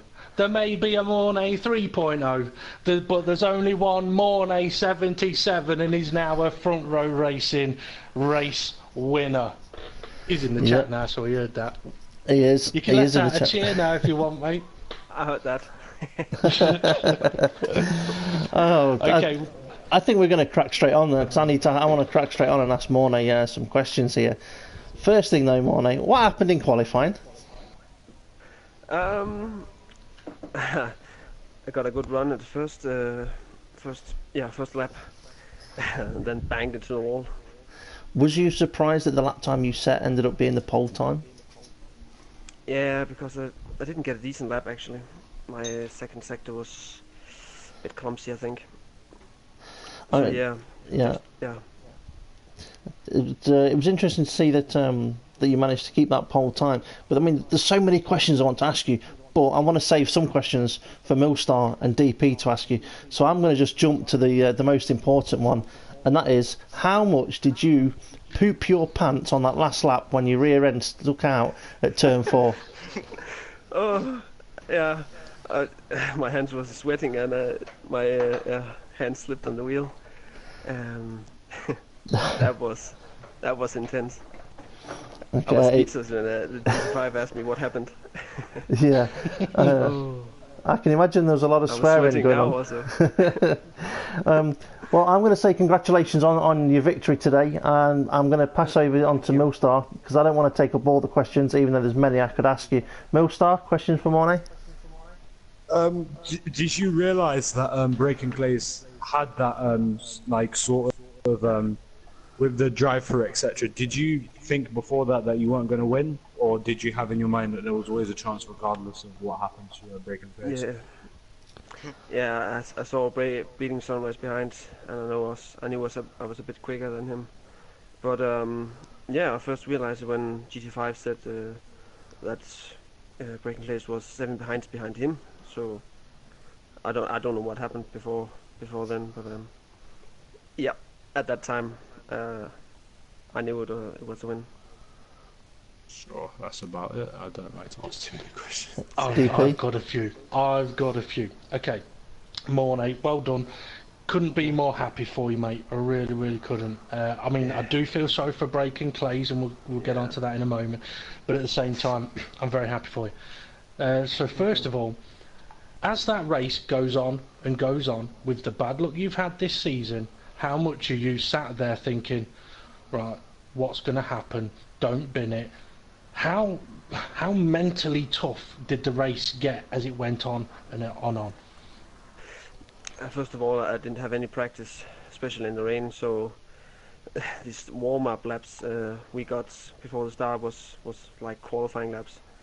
So that was the first, what do you say, problem. Yeah. Sorry, what did you say again? I was saying, how mentally tough was the race as it went on and Very on, with tough. that fear of problems occurring? Yeah, very tough because lack of practice before the race, and I don't know if my pace was good or if it was bad. So yeah, it was Okay. it was tough. Okay, another question for you is, did you do a stocky when you won? And if you lie, and I ask GT5 King, will he tell me the truth of how you reacted when you crossed the line? I actually didn't say so much. Oh, I actually did just to say yes. he'll be on the phone Very calm because I was- texting the girlfriend soon. I would hop round. No, I was sweating like a pig, so yeah, I didn't have any time to say anything. Well, like I say, I mean, very well done. I'm sure we'll come back to you in a few moments' time. But a fantastic race, absolutely Yeah. fantastic race from yourself there. Indeed. Like I say, very, very pleased for you. I mean, if Mornay 2.0 and 3.0 can drive anywhere near as well as you, it'll be interesting to see how they get on. If we quickly move over to Breaking Clays, though, Steve, do you want to start there as we all hide behind Yeah. our furniture in the commentary box? Well, I'm going to ask Breaking Clays the question that Mornay wants to know the answer to, and that is, what happened? How come you ended up having to do a drive-through penalty? I was in the pits. One of those typical things. How Just much? locked up a lot. How annoying was that? Because you know that without that you'd have won that race. How annoying is it? How can you explain it to the viewers how it feels when you've made that mistake? At that moment when you make it, how does it feel? I was a bit mad as soon as I got a drive through, and then I'm just like, right, put my head down, get on with it, and then forget about the win, just focus on getting the podium, and that's exactly what I did. And how long after the penalty did it take to actually clear it from your mind? Was it straight away, instantly? Was it one lap, or did it take 5 laps or more to actually really clear it out of your mind and focus on your next goal, which was getting up as high as you could? It was the lap after when I got my drive through done. So it wasn't too long after, so it didn't affect you. Obviously it affected you with the time you lost, but after that it didn't affect you too much, which is great. But what can you take from this race as a positive to help you, not just for next race, but for the next season? You know, knowing that you should have won this race, you should have been the race winner. How do you take the positives from that into next season? Just move on. Just get on with it. Work harder. Yeah, because now you know you can do it. You can do it, and it's just be a matter of time. I'm going to pass over on to. I'm going to say congratulations as well. I mean, still a great second position. Yes, it could have been a first, but as upsetting as it may have been, not getting the win, finishing second in front of the Racing World Championship is still, something to be pleased about. So congratulations with that. I'm going to pass over to Millstar. Question from Millstar? I actually don't. That's pretty much most of what I wanted to say. Okay, DP. I've got a few. You can always guarantee on me having a few questions for Breaking Clays. As Steve said, I mean, Steve's question may have seemed a little bit negative. He doesn't mean it negative. I mean, we're all very pleased for the result you've got there. So I'm going to try and touch on it in a more positive way. Start of the race, it looked like an absolute blinder from yourself. You must have been absolutely delighted to be heading down to turn 4 in the lead. What was it like? What was that feeling of taking the lead of the race? I felt positive, very positive, and I stayed focused throughout most of the race. And yeah, go on. It's okay. It's okay. I was just going to say, your first stint was phenomenal. I mean, I was looking into your lap times. Your lap times were so consistent; it was impressive. I think you were only out of the 121s once or twice.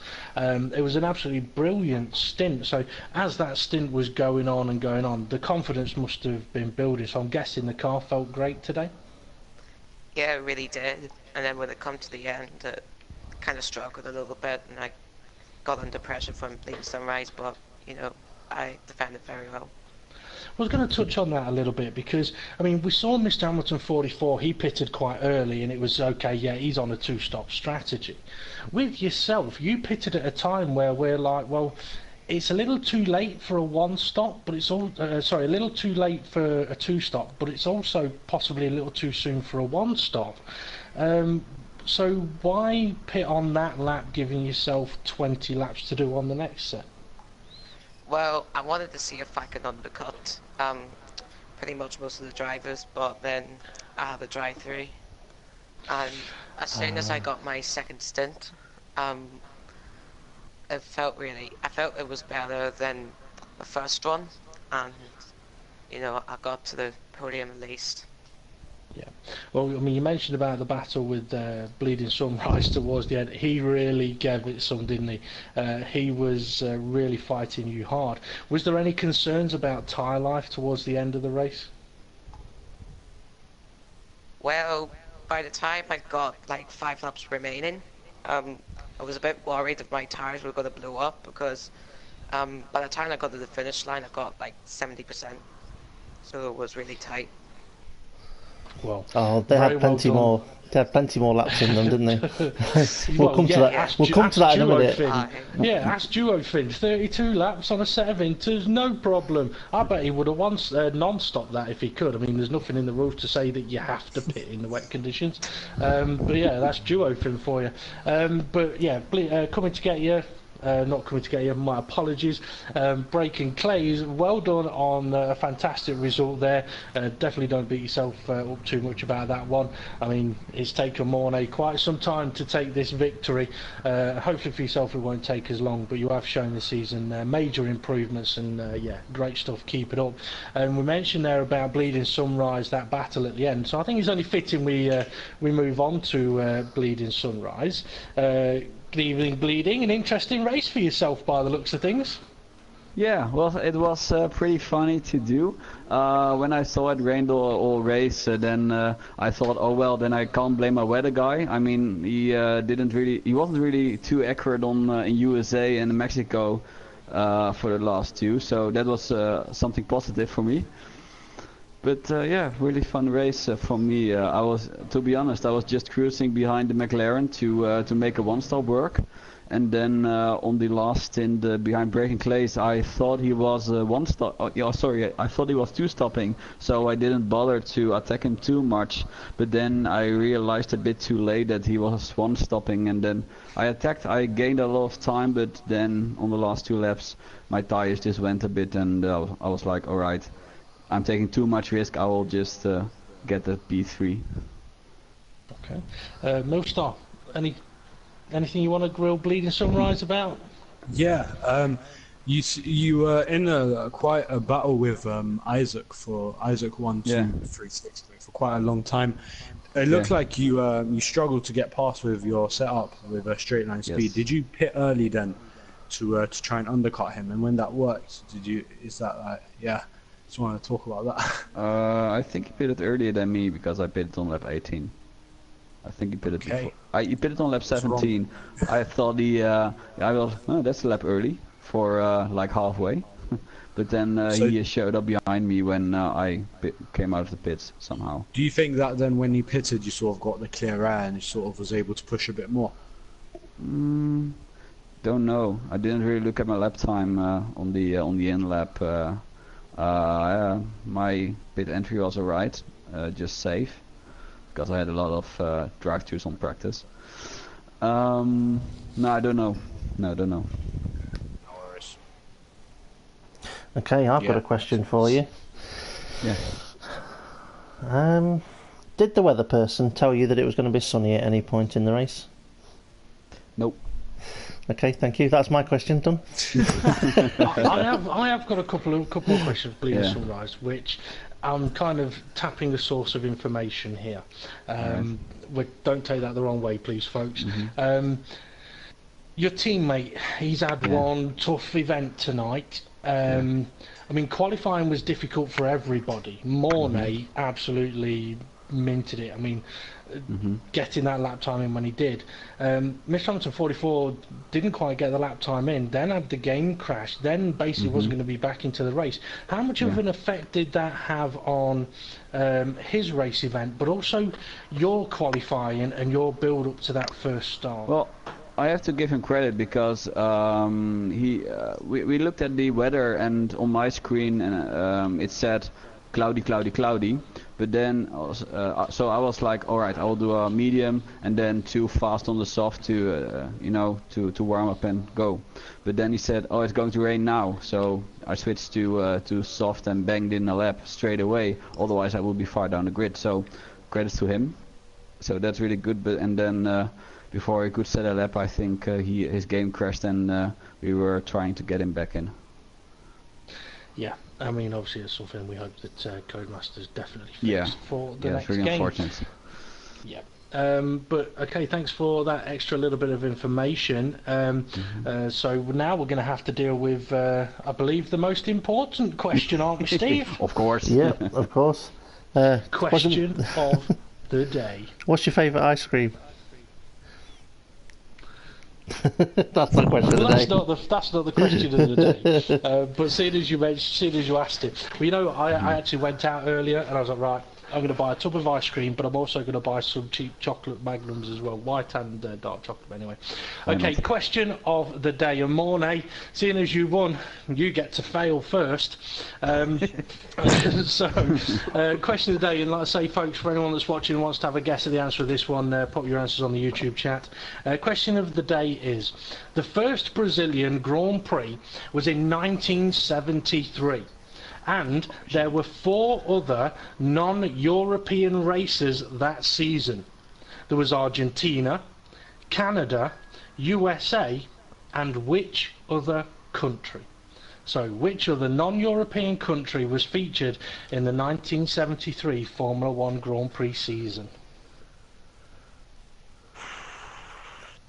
So Mornay first. Come Are on. you seriously? Yeah. Oh, I'm finding that easy. damn you. Well, just think, you could have binned it on that last lap and not had to answer the question, but that didn't happen, so you have to now. Be quick so that no one else has got time to Google it. Yeah. I have no idea. I can't say I've heard of that country unless it's in the new Kong film. Right. Come on. All you got to do is think of a country that's not in Europe. Okay. Yeah. I'm just saying Malaysia. Okay. And breaking plays? I'm thinking it's Kailami in Africa, South Africa. Okay. He didn't hang about, did he? You read my Bleeding mind. Sunrise. No. Bleeding Sunrise. I had the same guess as him. Yeah. Okay. So South Africa for me. Did you Google it? No, I didn't. No. Okay. I don't have my word, laptop here on classics. the phone. I There tried were to, some but, guesses on YouTube, by the way, which I think some of them may make you laugh. One of the first ones that came in was Imola. Unfortunately, That's not the in country. Europe. Well, yeah, that's true. It's not a country, but it's also in Europe. In Europe, We had Mexico, Canada, but I mentioned Canada, Madagascar. But I think that one was a bit of a joke. So let's see. Someone else saying Japan. I think that meant to be Nürburgring. Somebody said Brazil, but obviously Brazil was In the question. not. There was 4 others, including Brazil. But I can tell you that somebody has got it right. Ooh. Have multiple people got it Oh, right, or was it just one person? Multiple people got it right Yeah, because but- the answer was South Africa. Come on. Woohoo! I won question of I the got day. 2 question of the days correct this year. That's amazing. It's Yes, my first one. but that is true, Millstar. But having said that, I did tell you what the question of the day was going to be, and you both struggled with the answer on that one for about 20 minutes. So you can't celebrate too much. I tell you, should we put that one to our podium sitters? See if they can cope with that one. Save it for tomorrow. No, I'm not going to use it tomorrow. I'm going to come up with something different tomorrow. All right, then. One last question of the day for you 3 guys. A special Mornay edition question of the day. Okay. Which was the last non-European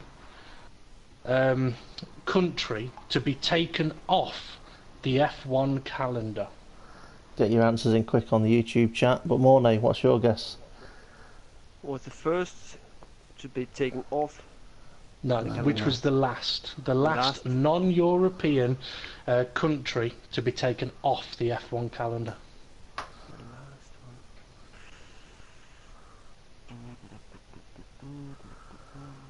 Google, Google, Google.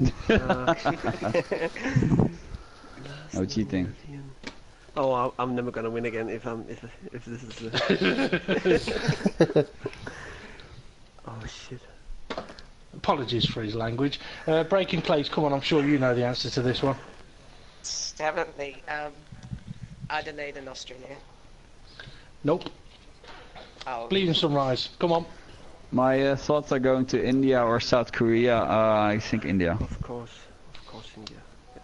See, now Mornay says, yeah, I've googled it, and you're right, it was India. India and India and Korea Oh my God, were I'm both sick. knocked off the calendar in the same season, the end of 2013. But India raced after Korea, so India was the last one to be knocked off. But anyway, there we go. But I thought I'd go for the harder one just to annoy Mornay on this one. Anyway, I believe it's just about time to wrap this one up, isn't it, Steve?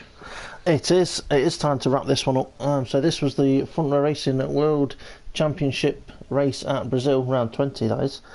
Tomorrow we've got the World Series, round 20. I'm racing in there for the mental age of 10 McLaren. Millstar, are you on the grid tomorrow? Yes, I am. Oh dear. So we've got Millstar on the grid tomorrow as well. One crash this season. Only one. You're in the Red Bull. No, you're not. You're in Toro Rosso, aren't you? Toro That's Rosso. right. Yeah. $1 Million Herbie Toro Rosso. So yeah, come and watch us have a race tomorrow. It'll be the same sort of time, 7:25 UK time on YouTube. If you're interested in joining to do some racing with Front Row Racing, come find us on Facebook. You'll find us on there as Front Row Racing. Send us a message and tell us what you would like to do, whether it's assist racing or no assist racing, and then we can put you in touch with the right admins to try and get you into one of the reserve leagues. If it's all right, I thought I was going to have a bit of an outro music then. As I was saying, brain's gone. Yeah, reserve races. You'll be able to come and join and do some reserve races. They are held every other week on the Wednesday and Thursday. So yeah, next week is the last round of the reserves for Abu Dhabi. So if you are interested in racing on the next game in Front Row Racing, what I would say is we're filling up rather quick. So if you are interested, you might want to get your name down. So yeah, send your name in, and can't promise anything, but the sooner you do it, the better. I'll Anything send you a else? message. Anything else you want to add into that, DP? No, I think that's about it, and we're all done. We are all done. Okay, so congratulations to Mornay for his first victory in Front Row Racing, and also Braken Clays, who did very well. Should have taken the victory, but finished in second. Still a great position there for him. And Bleeding Sunrise, who finished third. Yep, but we're not bothered about him. He doesn't count. So I just texted you guys, write my name down for next year, but I'm going to reconsider. You know I don't mean it. Right, okay, so thank you very much to everyone. Thank you very much to everyone who helped out. So that's Front Racing DP, Front Racing GP with myself, and also Millstar in the commentary box with us. So we'll see you all again tomorrow. Thank you very much for watching. Thank you. Bye. Bye.